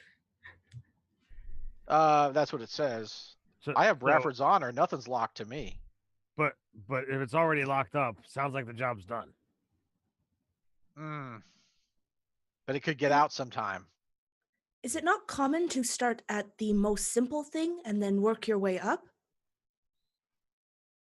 Oh, that does make a lot of sense.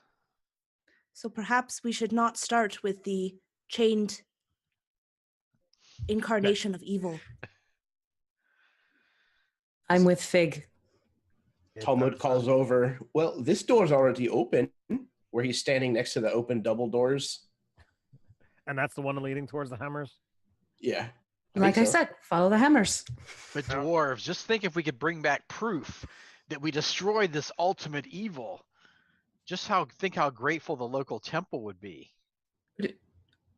In monetary wise. No, we weren't sent to defeat the ultimate evil.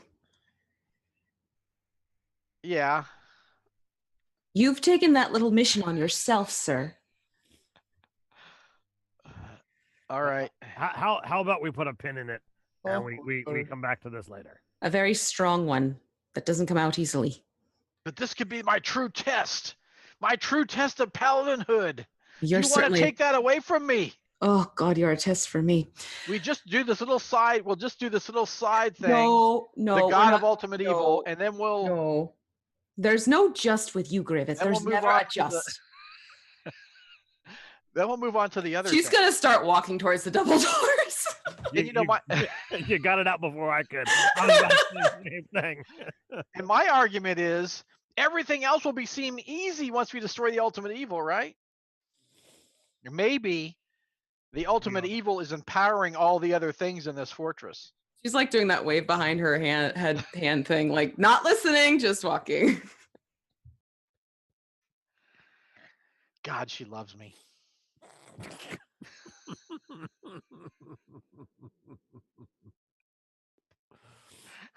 By the gods. You humans have very. Does Cantriel hear that? I assume not. I was saying it low, like kind of almost to myself. Cantriel, don't you have like a really high passive Crazy perception? perception. But you do have those elven ears, so You know, because it's kind of an it's 18. quite possible. Yeah, I'd say Cantriel heard that. Because it's like an 18 or 19 passive, right? Yeah, it's an Yeah. 18. It's an 18. Oh, She'll- jeez, is it? Whoa. yes, it is. Yeah. So she's Oh going my to turn God. on her heel. Wow, jeez. Beeline it back to Griveth. Wow. Hold on a second. Hold on. Our good friend JT D&D DM Yay! has just cheered 1,500 bits. That is 3 more domain dice for you guys. So Come Let on, me the make sure I gods do are this right. gods are just showering luck on us. 50. Now is the time. There's a sign. It's a sign. The only sign you're going to get is this one. Knock it off with the love crap. Tell me this. If you really love me, you'd know things about me. What's my favorite color? What's my favorite animal? What smell do I put up with, even though it doesn't bother me that much because of the reason? Do you know any of this about me? No, No. but I hope to learn someday. We are going about it a very wrong way. And she's going to turn back and keep walking towards the doors. Talmud leans towards Thorgarn and he says, "Well, I hope he's got resistance to fire." He just got burned.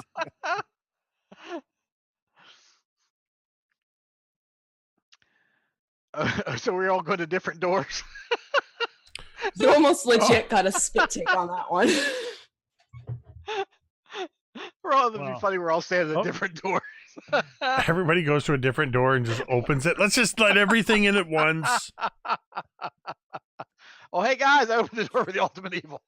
Well, Talmud and I are over at the door with the hammer, so I believe that's where we're headed. Is that where Cantriel also was headed, right? All right, I kind of, but I follow. I follow the group. Begrudgingly, it's begrudgingly. Are you following as well, Fig? The sour taste is written all over Griveth's face. Yeah. All right. Thing that I love picturing whenever all of these arguments happen with the group is Fig's reaction as he just stands like off to the side, just quietly waiting, just kind of watching it like it's a tennis match. I imagine all you hear is just like in Star Wars, you hear every time 3PO shifts, you hear that subtle servos and gears. That's all you're hearing from Fig is just. And Fig is gonna think this is like normal interaction with people. Like, oh, Fig's book on courtship is gonna be very interesting. Resolution cannot happen without arguments. God forbid Fig ever falls in love with someone.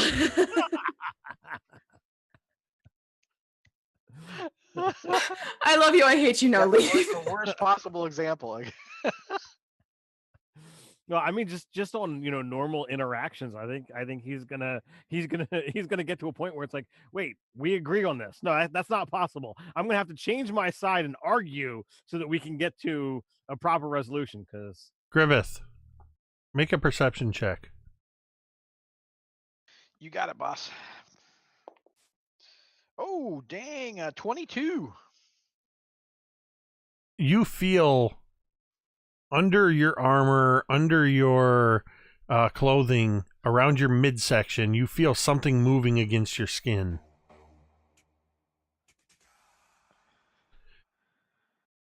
Ah! It's moving around your side, up towards your armpit now. And thanks to Star in 19, there's another domain die for you. Help! It's kind of ticklish. Something's in my armor. Help! Cantriel, you got nimble fingers. Can you reach up under there? I am not taking off your armor. Nice try. I think she's made it very clear.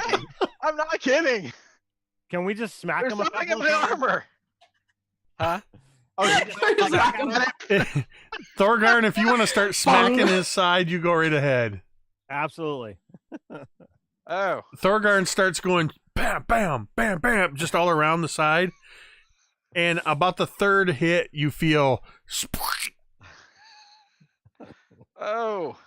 Whatever it was isn't bothering you anymore. Did we get it? Yeah, I think we did. I'll just check it later. I don't have time to take this armor off. Thanks to the chat for reminding me that Griveth had the golden cockroach. And an hour had gone by. All right. So you guys now stand at these massive stone doors. What are you going to do? You're just going to open them? You're going to knock? You're going to... Listen? Yeah, there we go. Okay. It's headed towards them. You continue to hear the sounds of hammering and the grumbling in Undercommon. Have these doors been opened at all? Not since you've been here. Can we inspect them to see if there's anything goofy or funny about them? Yeah. Give me an investigation check. Ah, crap. Hold on. Hold on, we got a blip. Yep, it was a blip. Did you hear me say give an investigation check? I did not. I didn't think so. That's what queued me up that something was wrong, was because you didn't complain about it. If I help him, does he get a bonus? Yes. Okay. How do you do that? Do you give advantage or do you give something else? It's advantage. Okay, cool. Yeah, I'm helping. All right. Well, sadly, your help was a distraction. I have a 7 and a 6, so that's a 7 and a 6. I wasn't paying much attention. The thing under my armor was kind of bugging me. I'm not the best at looking for clues, guys. All right, hold on a second while we wait for the stream to pick back up. Yep. I think we're getting there. He goes.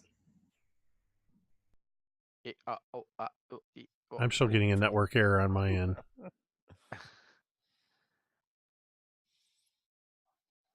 God, this is like back when I first started streaming. I would have interruptions, but that's because I was streaming on a really crappy PC. Did it just kick in with a new device you got? Just out of curiosity. No, no, because I didn't have it in our game on Thursday. Yeah, we had a problem with that game too. Yeah, I think that's where we first had it show up. That rolls out the new device at least. Yeah. Yeah, that's actually a good point, but quickly eliminated because I've only had the Stream Deck since Sunday. All right, hopefully everybody's finding their way back in here. It really messes with my stream stats too, because I think when that happens, it creates a new instance of the stream on Twitch. That's fine. I saved the VOD. We're good. It is weird though, because it jumps my numbers because it makes it look like twice as many people are here than are actually here. Maybe I'll get credit for having more average audience, average shatters. All right. Yeah, we should be good. We investigate the door. Yes, you were inspecting the door with advantage. And we have a 7 on our investigation check. These are large stone double doors. You don't detect anything out of the ordinary. They don't appear to be locked. So not locked, not trapped. Let's open them. All right. You open these double stone doors, and a wave of heat rushes into your face as these doors open into a barrel-vaulted area containing several furnaces. The eastern end of the chamber continues into a large, dark cave from which a cold wind moans. A stream of water rushes from west to east through the center of the room, crossed by 2 stone bridges. On the other side of the stream, 3 bald, gray dwarves work at a roaring forge, beating a white-hot blade into shape on an old anvil.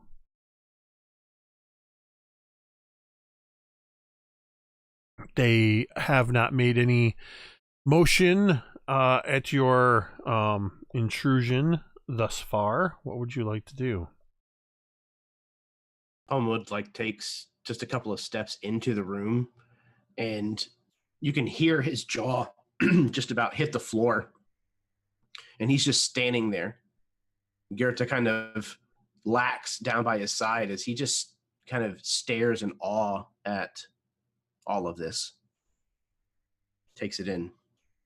I've adjusted the map so you can see this room now with the stream running through it, the bridges, the large forge and furnace on the other side. They didn't react at all when the door opened, or when 2 dwarves and others. Not at the moment. Keep in mind they're across a 10-foot wide rushing river and next to a blazing furnace, and they are hammering on anvils. That is true. So, are we? You could say they appear to be forging furiously. Thanks. There it is. Good night, everyone. I'll be here all night. Roll credits. Oscar, please. It only took 8 episodes to get to a pun. Oh no, this episode's title is a pun. Lost in Foundry? No, I meant to this specific pun. Ah, yes. There's been plenty of puns, throughout. So. Yes, indeed.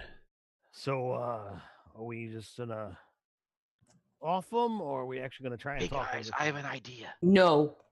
Yes, this is a great. No. This is No. No. Wait for No. this. This is awesome. No.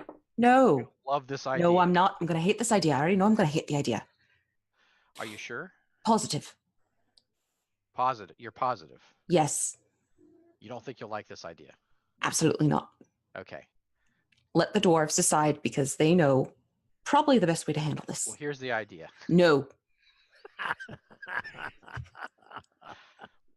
What I think we should. I think you should just keep your mouth shut and let the dwarves is- talk. Well, it's been One of the decided for us. dwarves suddenly yells at you from across the room, having noticed this spat taking place. Oh, You see, Hades! all of them have Just tell you stopped. what my brilliant idea was. All of them stop hammering and are now looking across the river towards you. And the one of them is hefting his hammer to the side in a threatening way. I don't remember. Does anybody speak Undercommon? Yeah, this guy. So you're hearing him, Thorgarn. Who are you? Why are you here? By what right do you enter the forge? I am Thorgarn, Spirit Caller, and we are looking to go off the orcs that have invaded this place. I see no orcs here. Yeah, we're trying to find them. Keep looking elsewhere, from whence you came. Do you know where they're at? I said, leave. How many of them are there? There are 3 of them.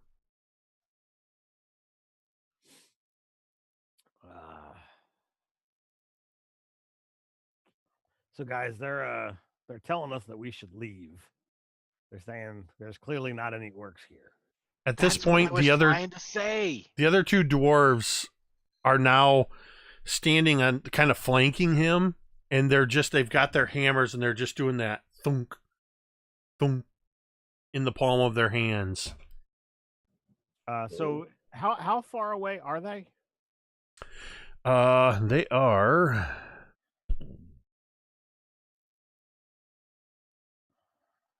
5, 10, 15, 20, 25, about 30 feet away on the other side of the river. All right. So with my crappy perception, I probably wouldn't be able to tell how good a work they're doing on their blades. From this distance, no, you can't get a good look at what's on their anvil. So Cantriel, you were pretty sure about this is the way you wanted to go. We already know that Griveth has no problems, going through them. How do we want to handle this? Do you think we have any chance of diplomacy? No, they want us. That if we go forward, it's going to be a fight. Of course it is. You say the word, I'll run them through. I'm Sometimes we don't even have to say the word. You just go. I'll always murder for love. No. I mean, evil people, not good people. Murder and love don't really seem to go together to me. Well, Thank if you. they're bad, Just saying. So I'm going to take the bridge on the right. And Talmud just kind of points and starts walking over that direction. Cantriel will pat his back. Yes, you definitely go do that, and you've just gotten bardic inspiration.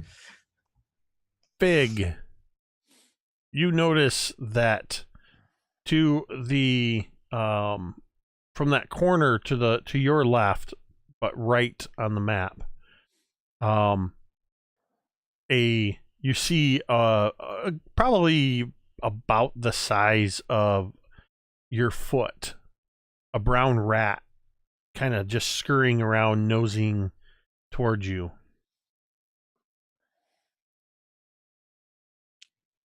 Big's he's never seen a rat before. So, or at least not one that he could catch, because he was always in a box, and so he could never go. So he's just going to kind of start towards it.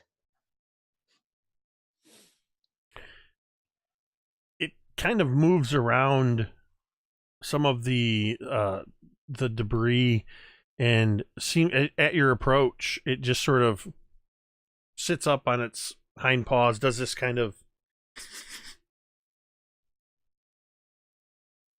It is not running away from you. What are the rest of you doing? Somebody's going towards a bridge?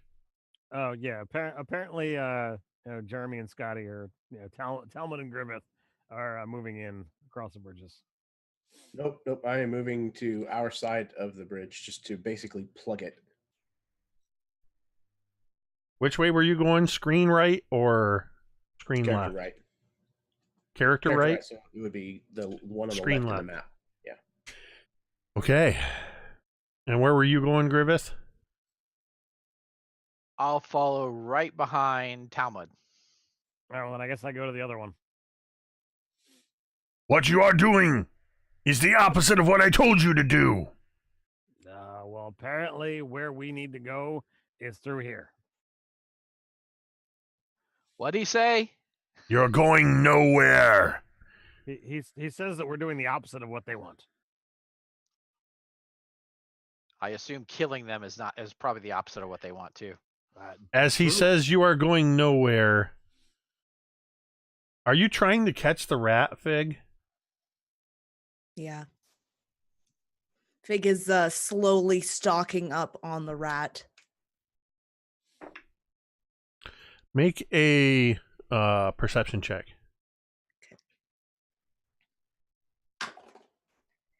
That is a dirty 20. Okay, so you will not be surprised. You can see that it's about to lunge at you.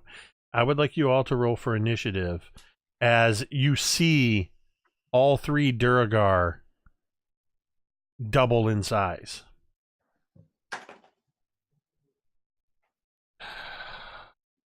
Let's see.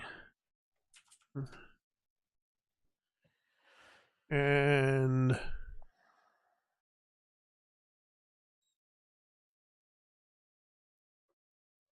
I'll just mark this group here. Murder hobos.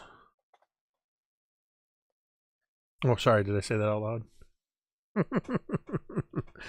All right. Oh, I guess I got to roll for my guys, huh? You don't have to. I mean, you can just put them at the bottom. So that's gonna be and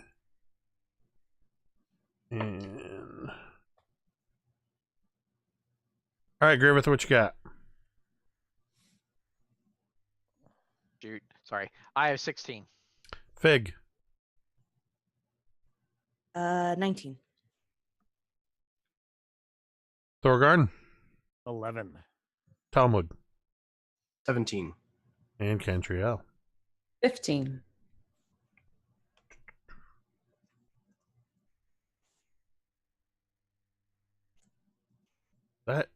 Wow, that is weird.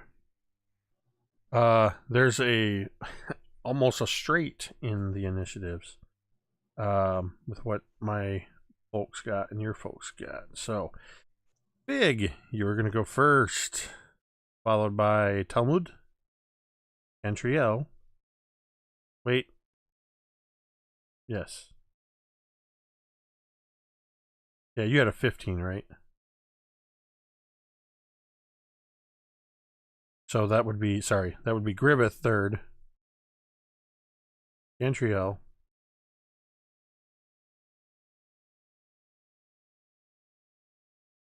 Many numbers.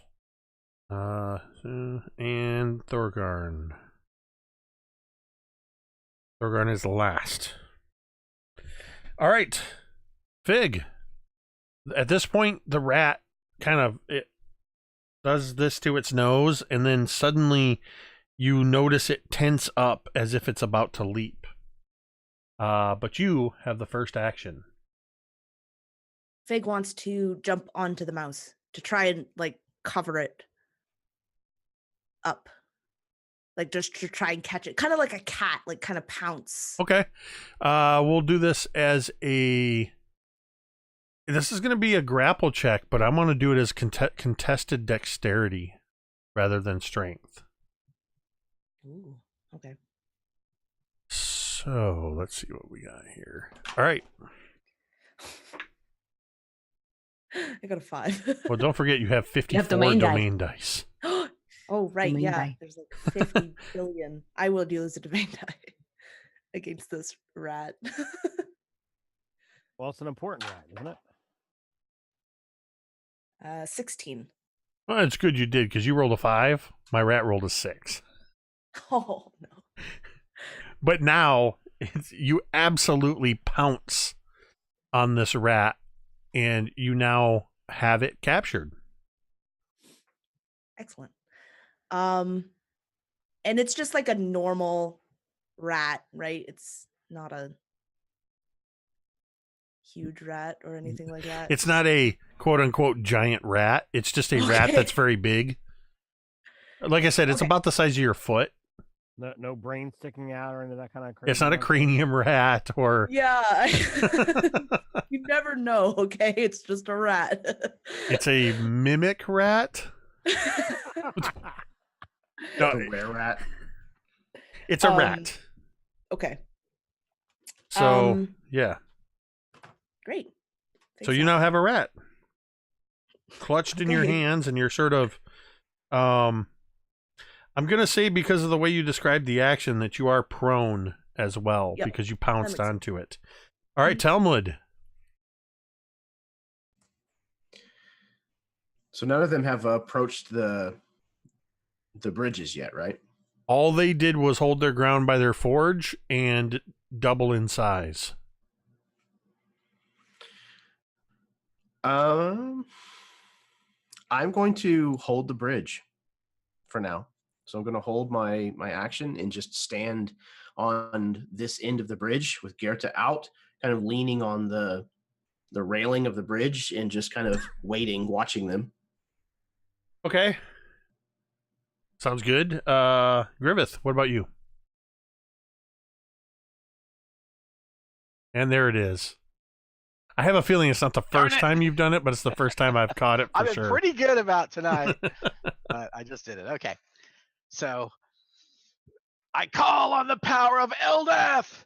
Aid my friends in our times of need. And I just imagine So- Griveth actually going. and you know that thing in the movie they go. It does Yes. that. Okay, so the soundtrack does that. Okay, so Talmud has bless, so you can roll for a saving throw or attack roll. You can roll a d4 and add it for a minute, so 10 rounds. Also, Cantriel, you can too. So attack roll or save. And I'm going to do, I'll do Thorgarn. So Thorgarn, you're blessed. Thank you, sir. All right, that's it for me. All right, Cantriel. I'm going to ready my bow and have it aimed at the middle dude, but holding action. And if he moves a step, I am going to fire it at him. Okay. So you're holding for him to take a step. Holding. All right. He does not move. However, Fig does a...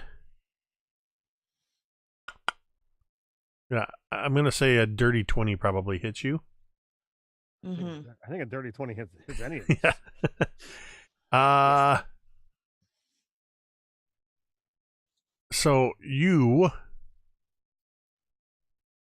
Oh, you're made of metal. So that's with advantage. And I just rolled a crit.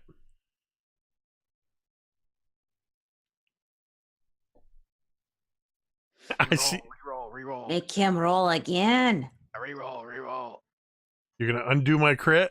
Yes, do it. Use it. Okay. Use it, you dice. I mean, it's not like you have to be stingy with these dice. No, it's true. I don't know. We don't. It's your call. It's your call, Megan. Yeah. Okay. Yeah. Reroll. We never know if anyone's gonna give us any more. I mean, this could be it. All right. So I'm going to re-roll that, and I'll go back here to the dice cam, and you can see as I roll this again, the new roll. And higher crit. The new roll is a 5 for a total of 9. What's your AC? 12. You feel the rat in your grasp. You feel a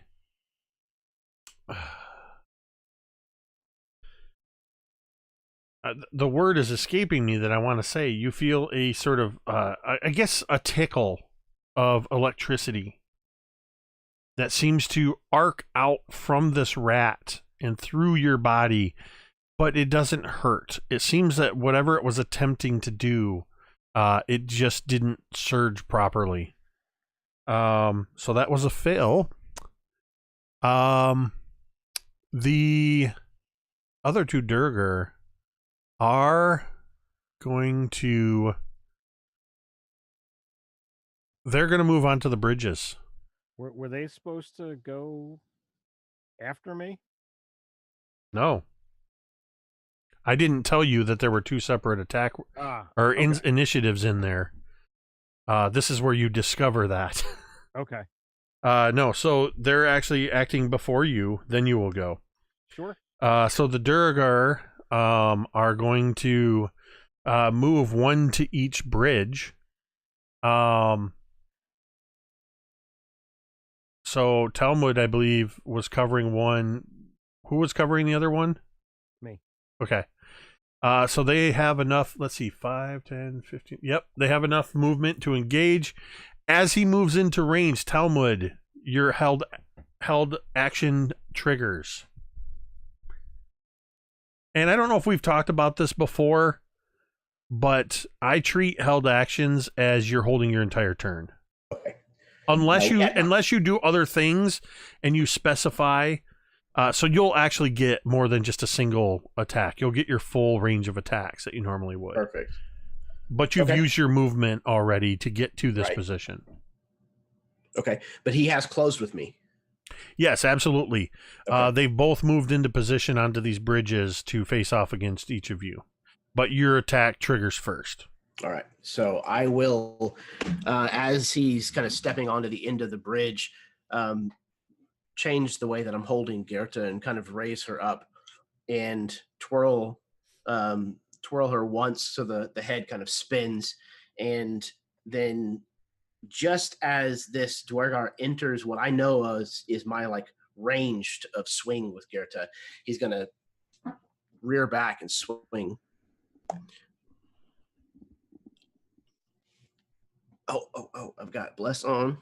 That's right. Ooh. All right, so that is a 16. Yes, that is definitely going to hit him. Let me just double check real quick.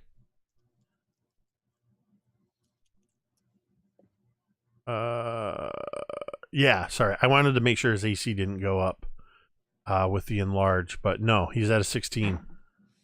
Just for reference, both of these Durgar are wearing scale mail and wielding warhammers. So I am going to deal with that first attack, 12 points of bludgeoning damage as I kind of rear back and hit him right above the elbow. All right. With Bless, that's going to be a 17. That's an attack roll? Yes. Yes, that will hit. All right. So damage is going to be, that's pretty. It's 14 points of bludgeoning damage. Mm. Clackety clack.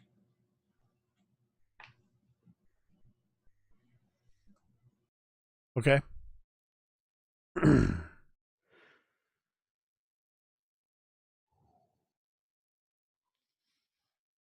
All right, he's still standing. You just have the 2 attacks? So far.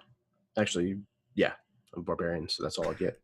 So he takes these 2 solid hits, and he sort of cranes his neck, and you hear that cracking of the vertebrae as he looks at you, and he is going to attack you with his hammer.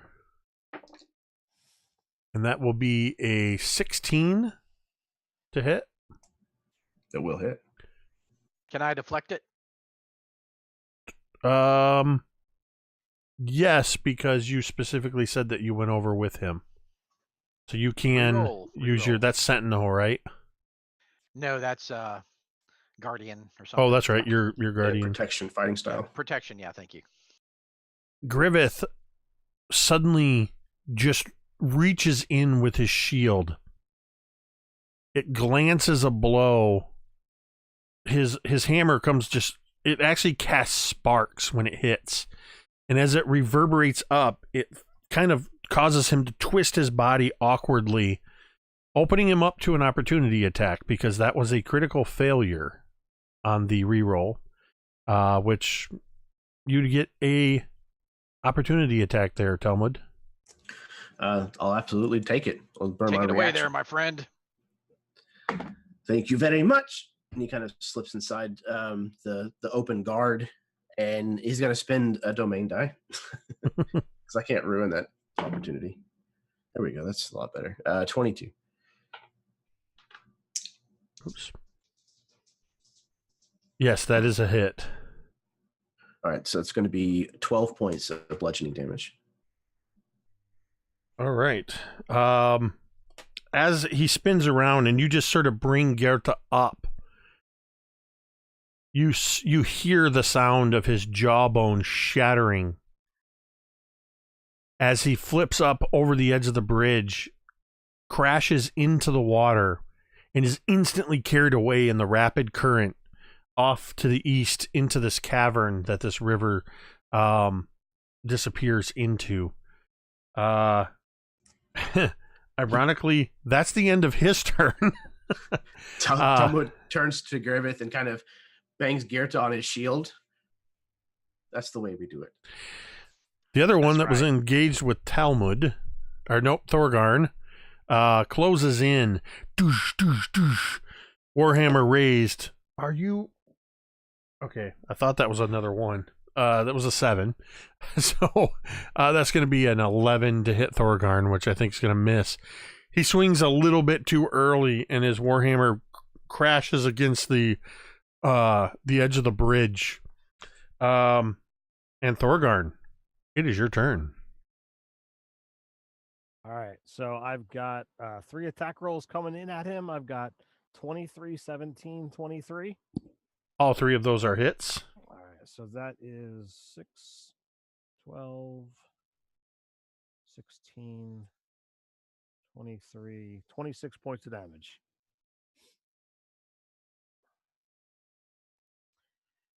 Series of Warhammer and Warpick, ring off, wherever I can hit him on his legs. Thorgarn doesn't even miss a beat as this oversized gray dwarf comes in, swings and misses, and Thorgarn immediately hammers him, knocking him one way, then the other, then the other. And he just instantly goes from looking ready for a fight to looking beat the hell up. Fig, it's back to you. You're on the ground clutching this rat that tried to shock you, apparently. Would you allow Fig to be carrying food with him in his pouch? Absolutely. He would take some out And I can imagine he's like crouched over this rat. He's gonna just take some food and he wants to like put it in the little crevice that he has made with his body to give to the rat. And he wants to attempt to like kind of calm it down. I want you to make an animal handling check. However, you're going to add your persuasion modifier.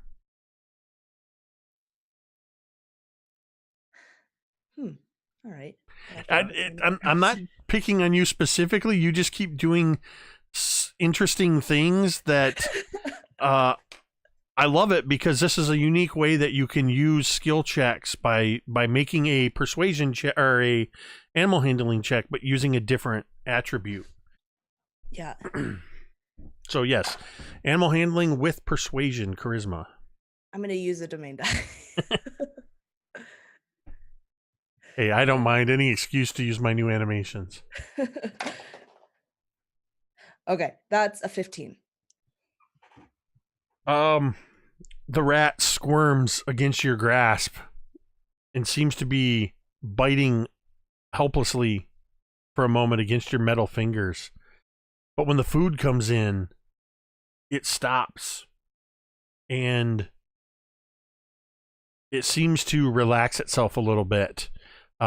Still pushing with its four paws against your grasp. It relaxes just enough and actually starts to eat the food.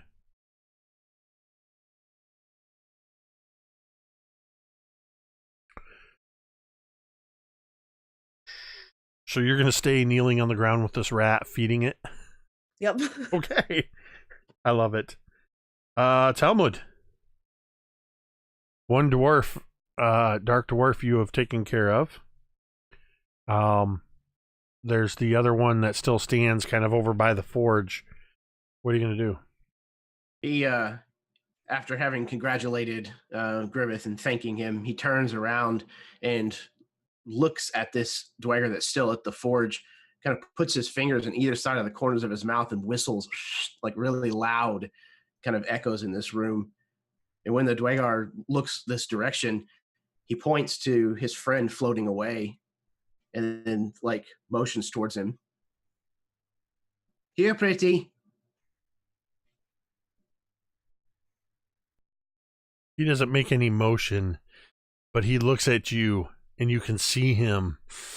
And in his enlarged form, you can see that the cords on his neck are straining. You can see the veins in his forehead, and that his knuckles are turning almost white as he grips this warhammer.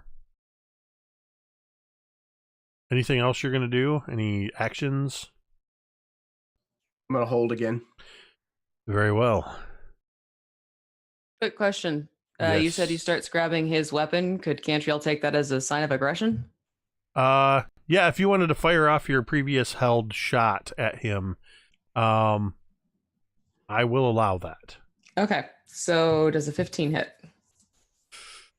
A 15 does not hit. I'll reroll. Let's just see. It ricochets off. Okay, you're gonna domain die. Domain die. Why not? I haven't used one yet. Had you added your blessing to that 15? Yeah, I did. Yeah, this one's gonna miss too. Crap. Got a 5.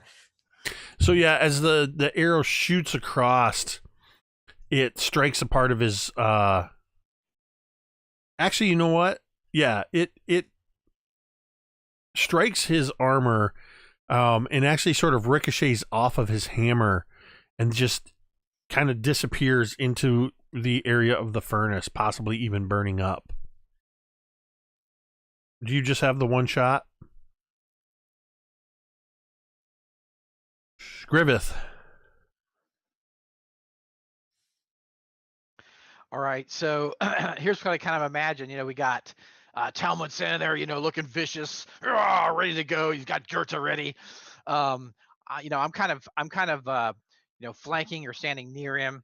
But I'm so tall. I'm like 6'5", so I'm a giant, pretty giant guy, and so I'm towering over him, and I'm calling insults at the Durgar. I'm like, I'm saying it in Dwarvish, so I assume he might understand Dwarvish.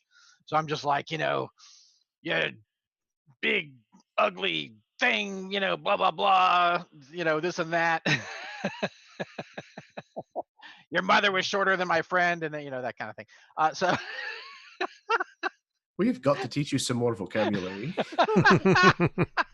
Big ugly thing, this and that. I'm trying to piss him off. Is there anything working? Make an intimidation check. Okay. Intimidation. Okay. 10. He actually seems to shift his gaze, looking directly at you, and sort of looks with a bit of confusion. And you see him he kind of leans back, and his tension releases just a little bit, but more because he's been distracted by the absurdity of what you're saying. You actually just beat him by a couple points. Cool. Okay, so I'm gonna hold my attack too. All right, Cantriel, you are up. I'm going to fire another arrow at Big and Ugly in the center. No, I'm not. I am putting this dice away. Okay. How did that go? I got a 2. And then you add the bless to it, and then it was a 4. This time you just hear as the arrow just goes straight into the furnace fire.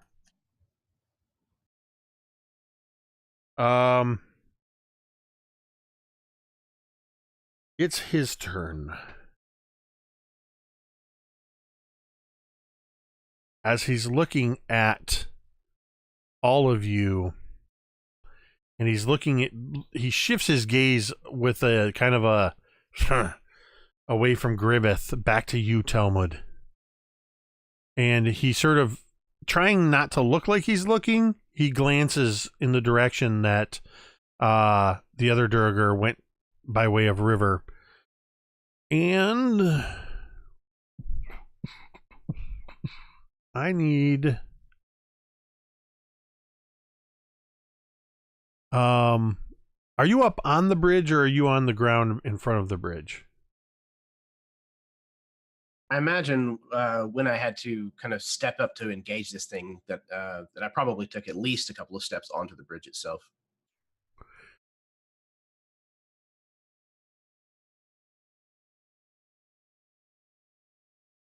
I need a Constitution saving throw from you.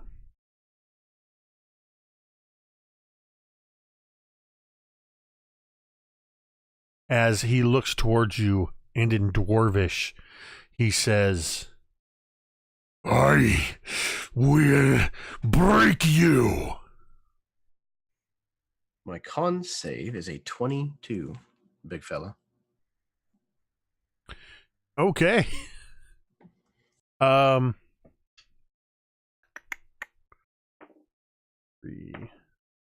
11, 12, 13. I think. So you're going to take 6 thunder damage as he says this, and he makes a gesture, twisting the head of his warhammer. The whole area around you just rings. Under your feet, the bridge shatters. And I need you to make a dexterity saving throw. So, since I had held my action, does that allow me any kind of reaction time above the normal? Well, I mean, I'll give you advantage on the dex save. Okay, I'll take it. And the patron of the domain dice has blessed you all with 2 more domain dice. Thank you, Joe Pereira. Joey P. I'm going to go ahead and award those right now.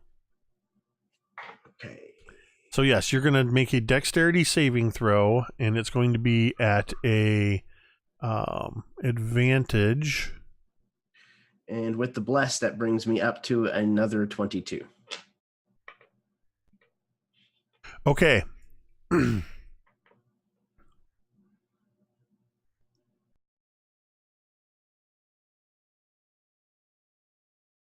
Okay.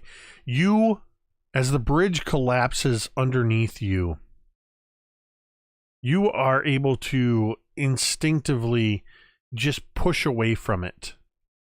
And for a moment, your feet, you sort of land on the edge on your butt, and your feet go into this water. And as soon as your feet go into the water, the current is so strong that it actually sort of causes you to swivel, to pivot on your ass, and almost spin you so that you kind of, it spins you a good 180 degrees so that you almost kind of whoa, and fall backwards into this water. But you manage to just sort of, with Gerta, just into the ground and hold yourself. You are prone, but you did save yourself from falling into the fast flowing water. And the bridge on the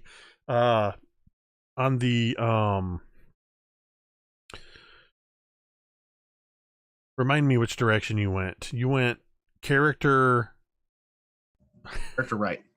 Character right, so screen left. So closest to you and me and Ted. Yes, You're on the okay. screen.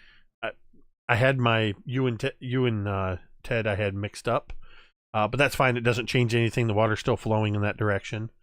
So the bridge on the left of the screen is now destroyed. And it is pretty apparent to everybody that he seems to be casting spells. The remaining Durgar that is engaged with Thorgarn is going to look down at you, Thorgarn. He's going to raise his warhammer straight up over his head and come down with a 19 to hit. Yeah, you can re-roll that.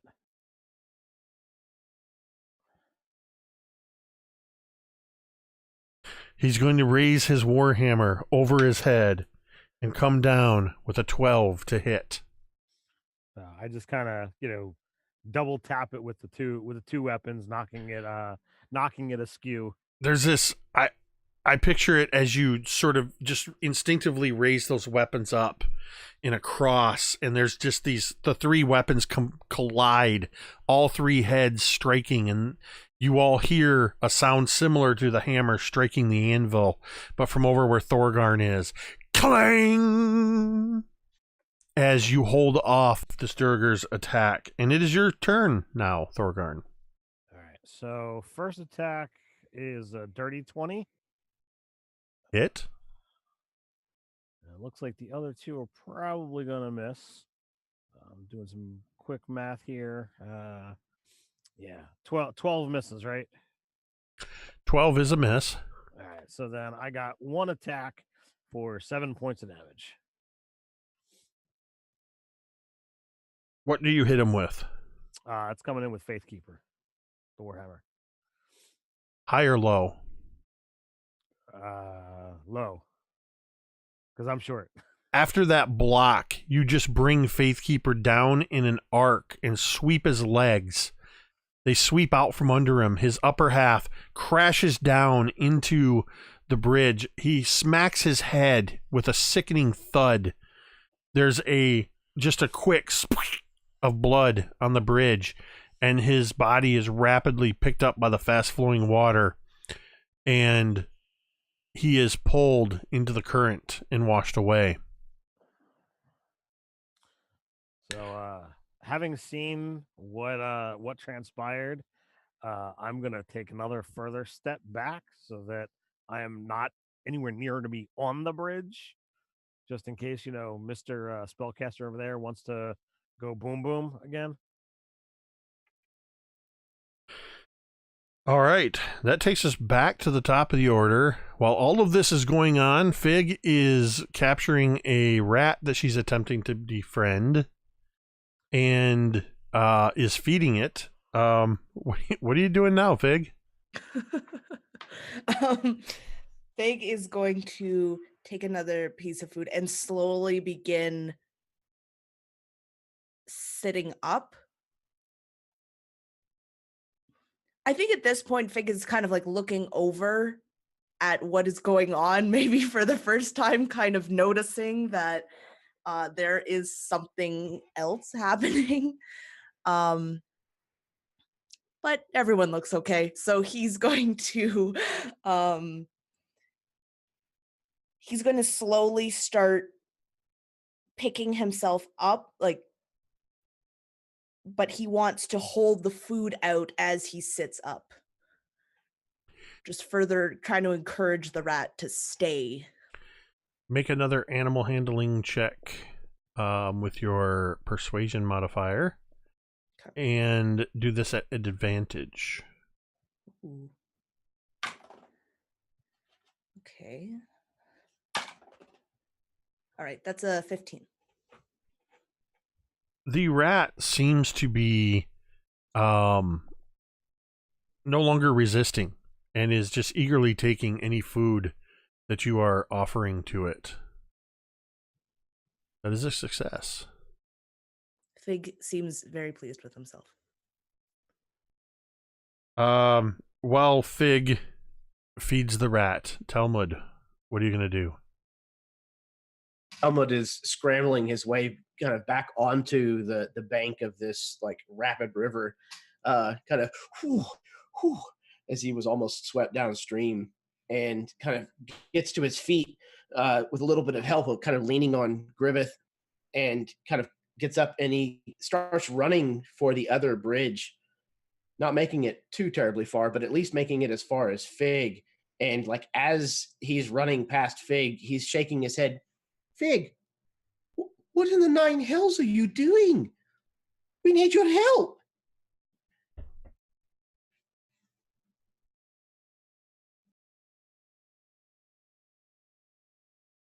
Fig just like looks up and like kind of looks down at the rat as if to look at Talmud to be like, I'm busy. Like their guy is blowing up bridges. Ours is playing with a rat.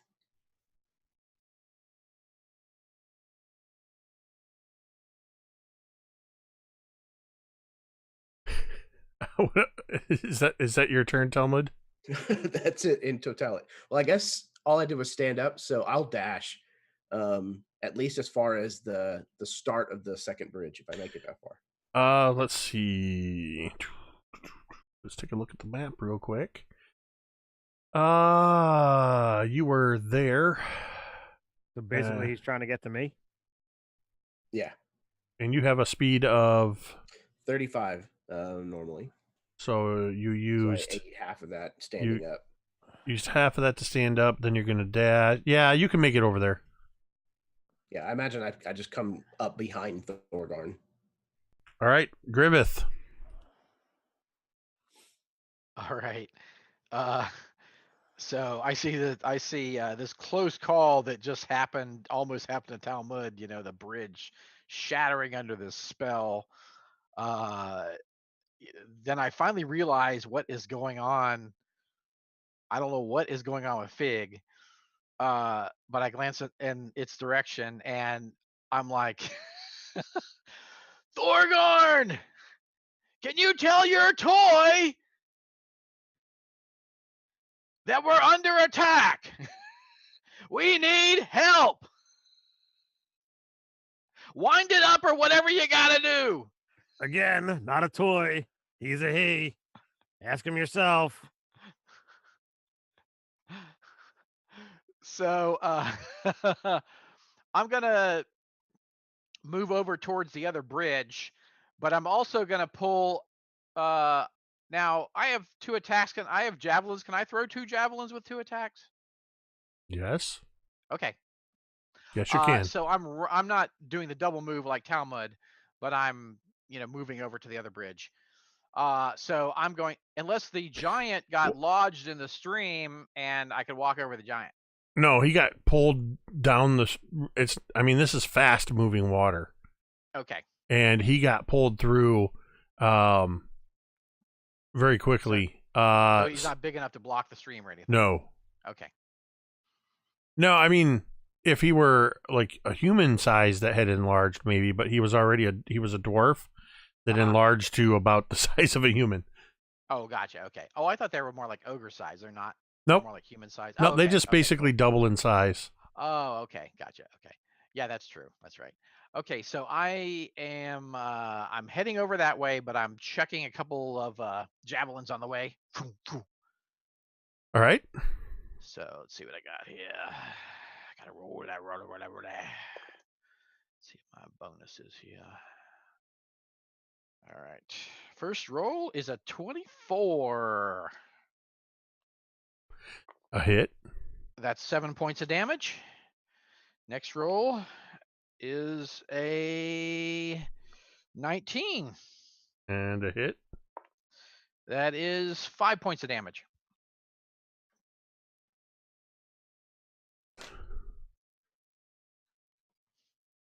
All right. Yeah, both of those javelins fly across and strike him. So how far do I make it? Do I make it like to the start of the other bridge? Yeah, you'd make it to the start of the other bridge. All right, cool. I'm done. Cantriel. Seeing Griveth hit with the 2 javelins, she's going to draw her bow again. And does a 25 hit? Does a 25 hit? Yes, a 25 hits. That bless was fun. And then she's going to do 11 points piercing damage because I also got full damage on my D8. All right. Okay, so it is his turn.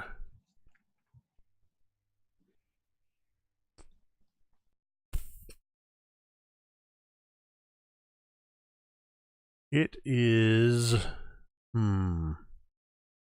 as he's looking around at all of you,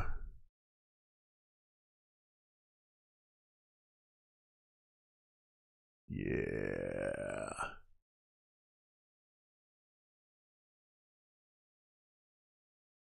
He is going to mutter something in Undercommon. But even in Undercommon, it's an ancient arcane word, as he reaches down into a pouch and he grabs a pinch of sand. And you see, as he throws it back towards the furnace, you see red, yellow, and blue clouds of dust from this powder that he throws. I have never done this before, so this ought to be fun. 2, 3, 4, 5, 60, 10. That is 9, 13, 24, 25, 34, 41.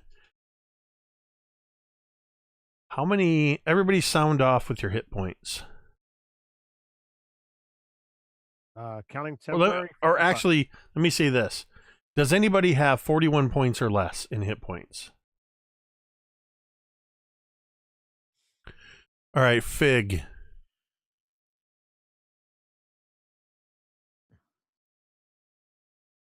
Everybody else seems to, in this moment, you see a brilliant flash of light from the furnace, but only Fig is affected by it. Fig, you are completely blinded as a brilliant spray of light dazzles you. And,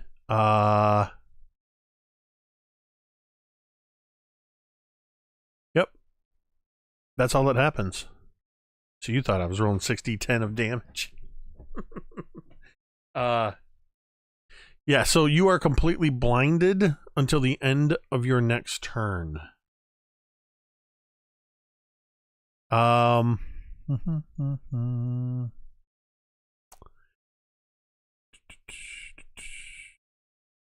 then it is going to go on to Thorgarn.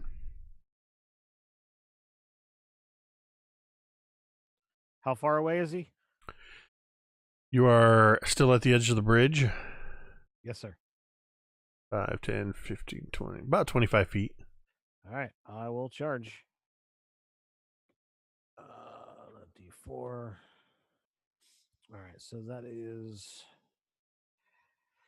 15, 22 to hit. Yep. A 13 to hit. Nope. And a 18 to hit. Yes. All right. So you've run up to him and are Yes, sir. pounding away on him. So Faithkeeper comes in for 8 points of damage, and then my War Pick comes in for 3. He takes these blows, barely registering them, as you see that his muscles are straining and bulging. I mean, you're definitely doing some damage to him, but he's not acknowledging it. As we go back to the top, Blind Fig. Fig is utterly awestruck at this moment. Just he was doing something else, and then all of a sudden he just looks up and sees this brilliant light. And I think he would just react to it by just putting out his hand. And he is going to cast... Well, he's going to cast Magic Missile, but he's going to cast it in the direction of where he was blinded. So I don't know if he would hit the forge, right? Because he's just... Well, he was standing in front of the forge. Yeah. Now, this is interesting because you were blinded, but Magic Missile never misses. Yeah, so that's... I'm going to say... So this is your call, but Magic Missile says each dart hits a creature of your choice that you can see. Within Right. range. Yep. Good old MTD percentile roll. I've rolled the anchor on the sliding scale, and I'm going to say that there is a 25% chance that you hit Thorgarn. Okay. I have rolled the number, and I will reveal it as soon as I see what your number is. I got a 42. So the way my sliding scale works is the target is 25. So that means basically if you get within 12 on either side of the number that I rolled, the thing happens. The number that I rolled is 47. Oh, no.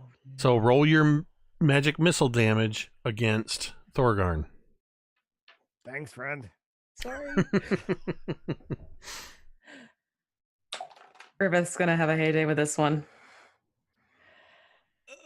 Yeah, this ought to go over real well with doubting Griveth over there.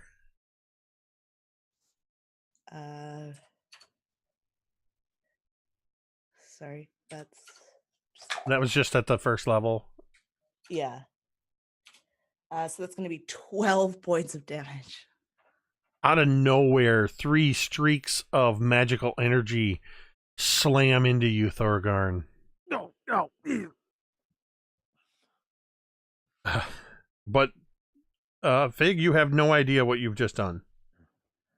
In fact, hearing the grunts, you might even assume that you succeeded in hitting the Durger.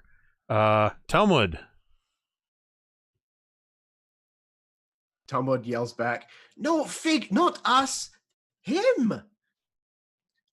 Just not even realizing exactly what just happened or why it did. So now that he has reached this side of the bridge, he's going to move past Thorgarn. Did this guy close with?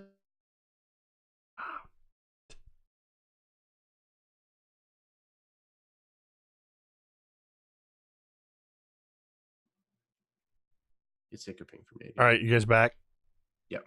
Okay. Yeah, I heard you asking if he closed, so we'll take a minute. I kind of wish that the last thing the stream hears is me uttering "damn it" every time that happens.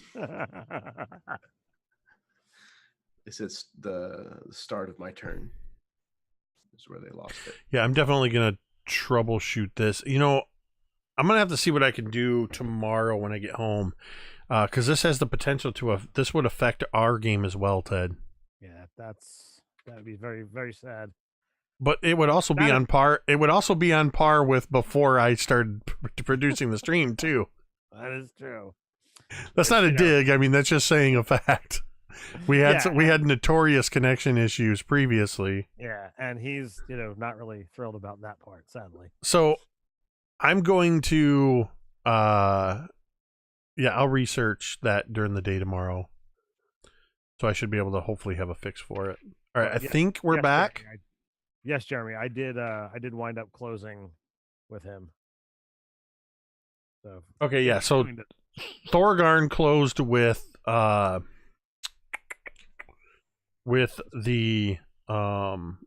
remaining Drogar. Yeah, I was trying to call him a Smurf. Jeez, I can't even say the name. Smirnoff? A Smirnoff? I call him Smurf Neblins. Smurf. Me too. But yeah, it's a Durgar. So yes, Thorgarn was engaged with the Durgar on the other side of the river next to the forge. Good. So then I will go ahead and cross the river and kind of move around to an advantage side away from Thorgarn, kind of trying to maximize this thing's distraction. And so we will call that a flanking. Okay. Yeah. So you'll be able to attack him with advantage. Wasn't sure if flanking was something that you used. Yeah, it's come up enough. People have asked about it that I've started using it. Okay. That's going to be 26 on the first one. It. And the second. Oh, I thought that was a 20 for a second. Okay. A dirty 20 on the second one. Those are hits. Sweet.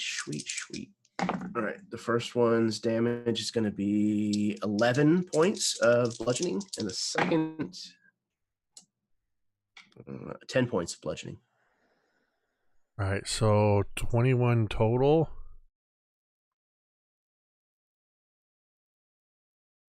This Durgar is a stout fellow and is taking your hits. He is looking messed up, but he is still standing.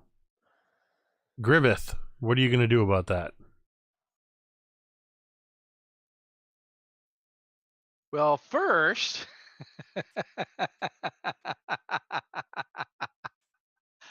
I don't want to be a told you so, Thorgarn, but I told you to look after your toy, and look what happened. I'll leave it at that. And so I'm going to, I'm still coming across the bridge. I see that Fig is being useless, so I'm just passing Fig. And then just shake my head. And then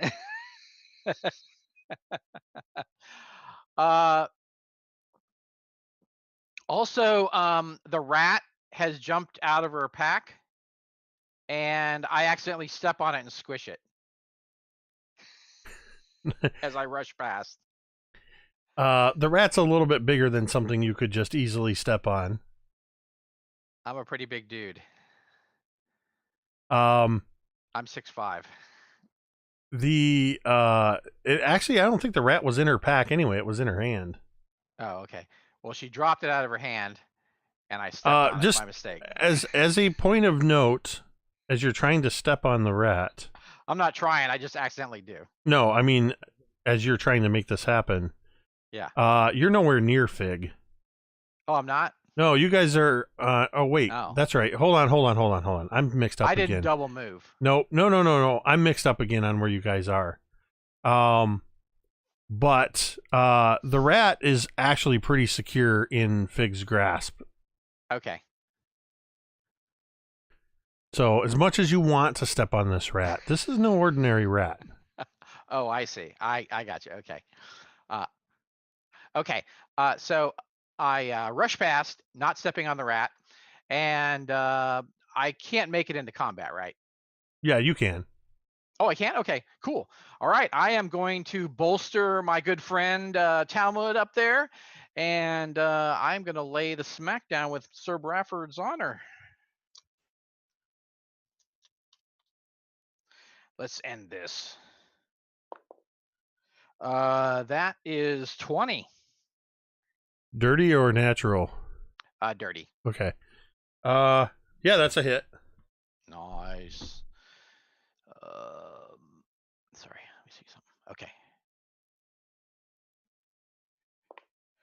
10 points of damage. Which is exactly what you need. Griveth, how do you end this? How do you want to end this? Okay, so I picture Talmud's like, slashing Goethe, hitting this thing in the mid belly, and slamming into his armor. So I come up, take a lunge at the Durgar. It plunges deep into his eye socket. Sir Bradford's armor plunges deep into his eye socket. I pull it out. It goes, you hear a pop, and his eye is like stuck on Sir Bradford's honor. I kind of swing it like this, and the eye just splatters away. And then the guy's like, and like blood just starts spraying out of his eye socket. He kind of, tumbles a second, and I picture Talmud's like, whoa, he's kind of back and forth, like the thing's gonna fall on him. But I kind of go, I kind of like hit it a little bit with my shield, and he tumbles backwards and falls right into the furnace. And Perfect. And there's this sizzling and burning as he falls back into the furnace, dead. Fig, make an Arcana check.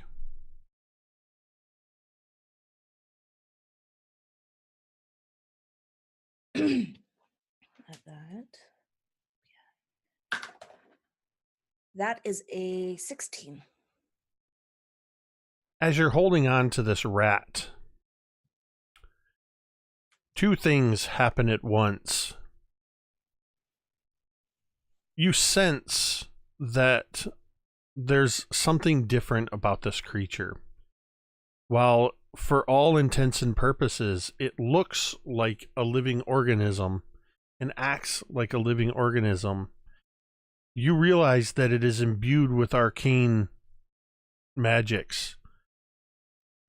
And it's actually made up of the weave of magic. As you make this realization, you sense that it briefly communicates its name to you. Brown Gnaw.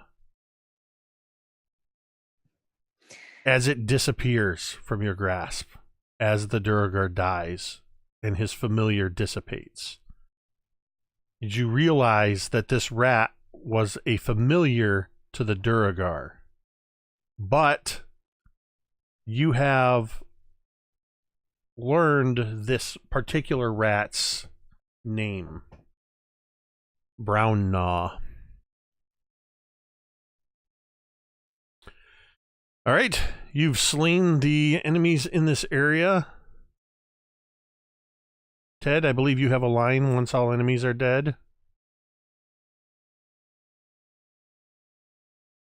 I have a line? Yeah, there's something you always say. Oh, Gotta loot the bodies. Loot the bodies, yeah. Well, one of the bodies is burning in the furnace. Two of the bodies were washed away. However, why, so now I can actually inspect what was on the forges. I can kind of pull the burning Thorgarn out of the flames and try to see what's going on here. so for the sake of time, you guys are able to, in the aftermath, you're able to investigate this area. From what you can tell, it appears that the Durgar have been laboring, attempting, while there's a definite craftsmanship to the sword that they were forging, it doesn't quite live up to the quality of the Durgadin forged blade that Talmud has in his possession. These Durgar appear to be trying to unlock the secrets of the forge and trying to replicate Durgadin's incredible blades. But instead, there is a which by any other standards would probably be, if it were finished, a fine weapon. From a Dwarven point of view, and definitely from a Durganin point of view, it's a half-ass attempt. However, further inspection of the room uncovers in the cold forge in the northwest corner of the room a stash of 320 gold pieces, 1,100 silver pieces, a gold necklace set with ruby stones worth 900 gold pieces, and a potion in a bottle. This potion has an orangish hue to it, and as you look into it, you see the dirty sliver of a hill giant's fingernail floating in the liquid. You can write down that you have a potion of hill giant strength.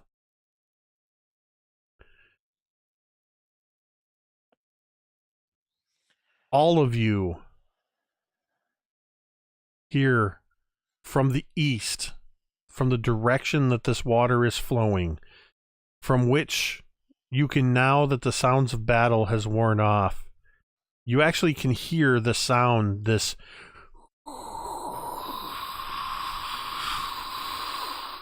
rushing sound of falling water. As if echoing from deep within the cavern, you hear, all of you hear, a woman's voice. But only Cantriel recognizes this woman's voice. Help me. You're so close. So close.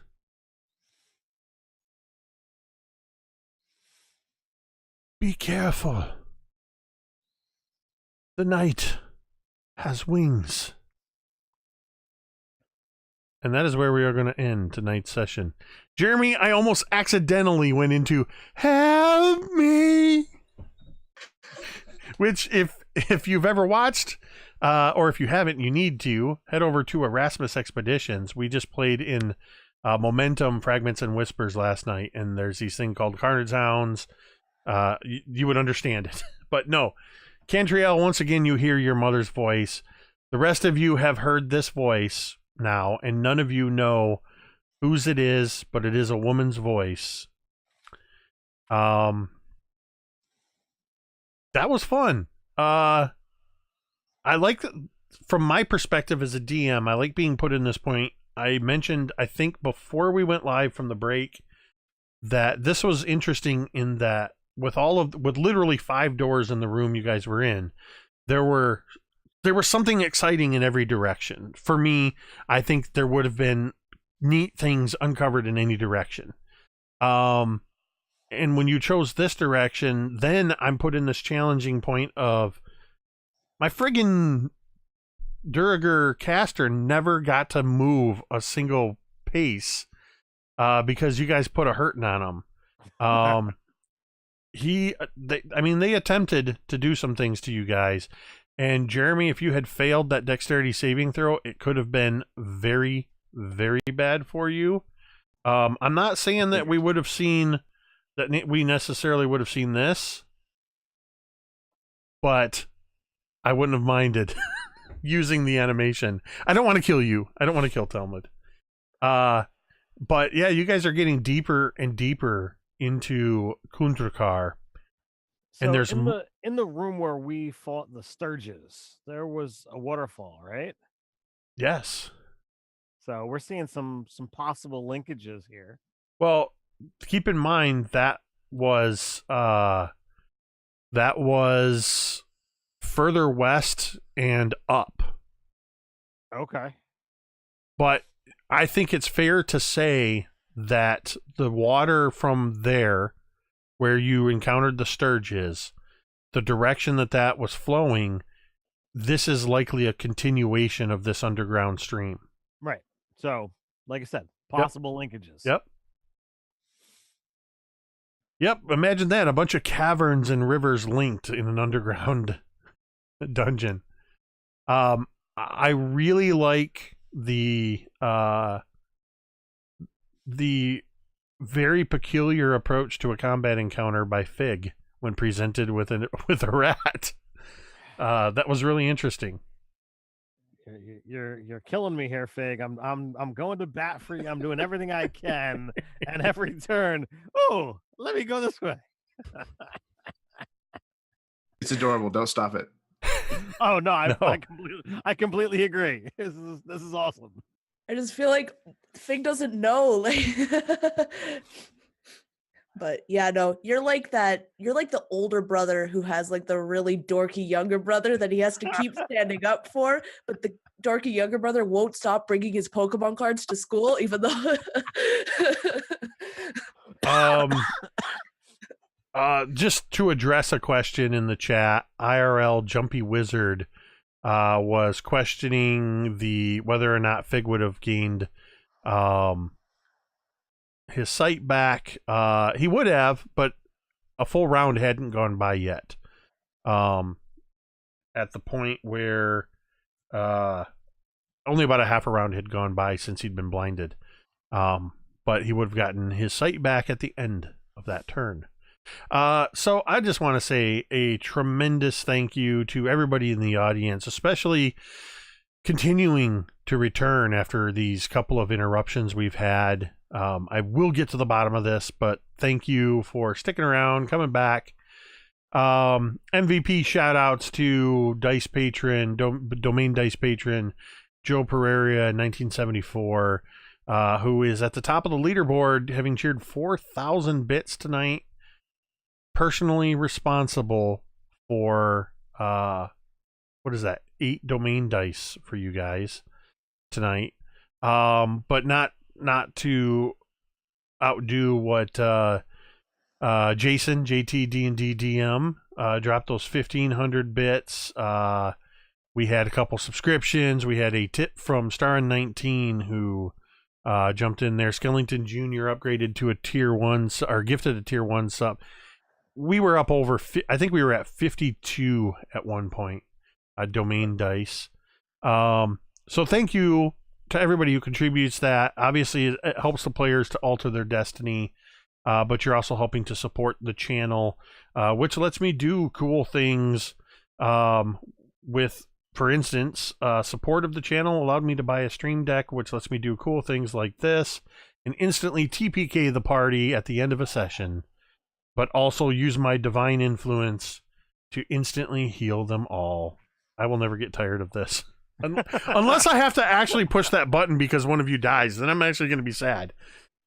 I mean, most games, despite us using the domain dice, usually the numbers just continue to grow. I think this is the first time in a long time where we're actually ending the session with less than what we started. Yeah, it's crazy. But yeah, huge shout out, of course, as I said, to everybody in the chat and who contributed to the stream. But an even bigger thank you to the 5 people without whom this game would not be possible. It would just be me here telling a story, nowhere near as exciting. DM Scotty, Megan, Ted, Jeremy, and V. Check everybody out at their various locations in social media, YouTube, Twitter, Twitch, and whatnot, because you will not be sorry for doing that. All of them put out fantastic content. And if you're new to Mini Terrain Domain, you can tune in every Sunday, Monday, and Thursday for regular D&D streams of Tomb of Annihilation, Waterdeep Dragon Heist, and our custom Forge of Fury, what we're calling Dawnbringers. We're currently in the Forge of Fury Season 2. I can be found every other Tuesday on Dice on Ice with Megan DMing Curse of Strahd. Tomorrow night, you're going to want to head over to the Nerdarchy channel, where myself and V, along with some other great players, will be participating in the RPG Crate game. Once a month, I'm over on Erasmus Expeditions for the Momentum Whispers and Fragments campaign, with just some of the most, sometimes I feel overshadowed by the immensity of the RP. I mean, one of the guys in the group is a legit theater, like he does theater for his job. But all of us, it's like such an amazing collaborative thing. You can, of course, check out the VODs to see DM Scotty running us through a bizarre, or rather a weirdly strange Night of Terror in last week's game. And I know you can catch V over on the Scraticus channel running games as well. Everybody's got great content beyond those games that I've mentioned, so check everybody's channels out. We're going to go ahead and end this game. We're going to end this the same way that we end every other game. And you can say it with me if you want. Mitator.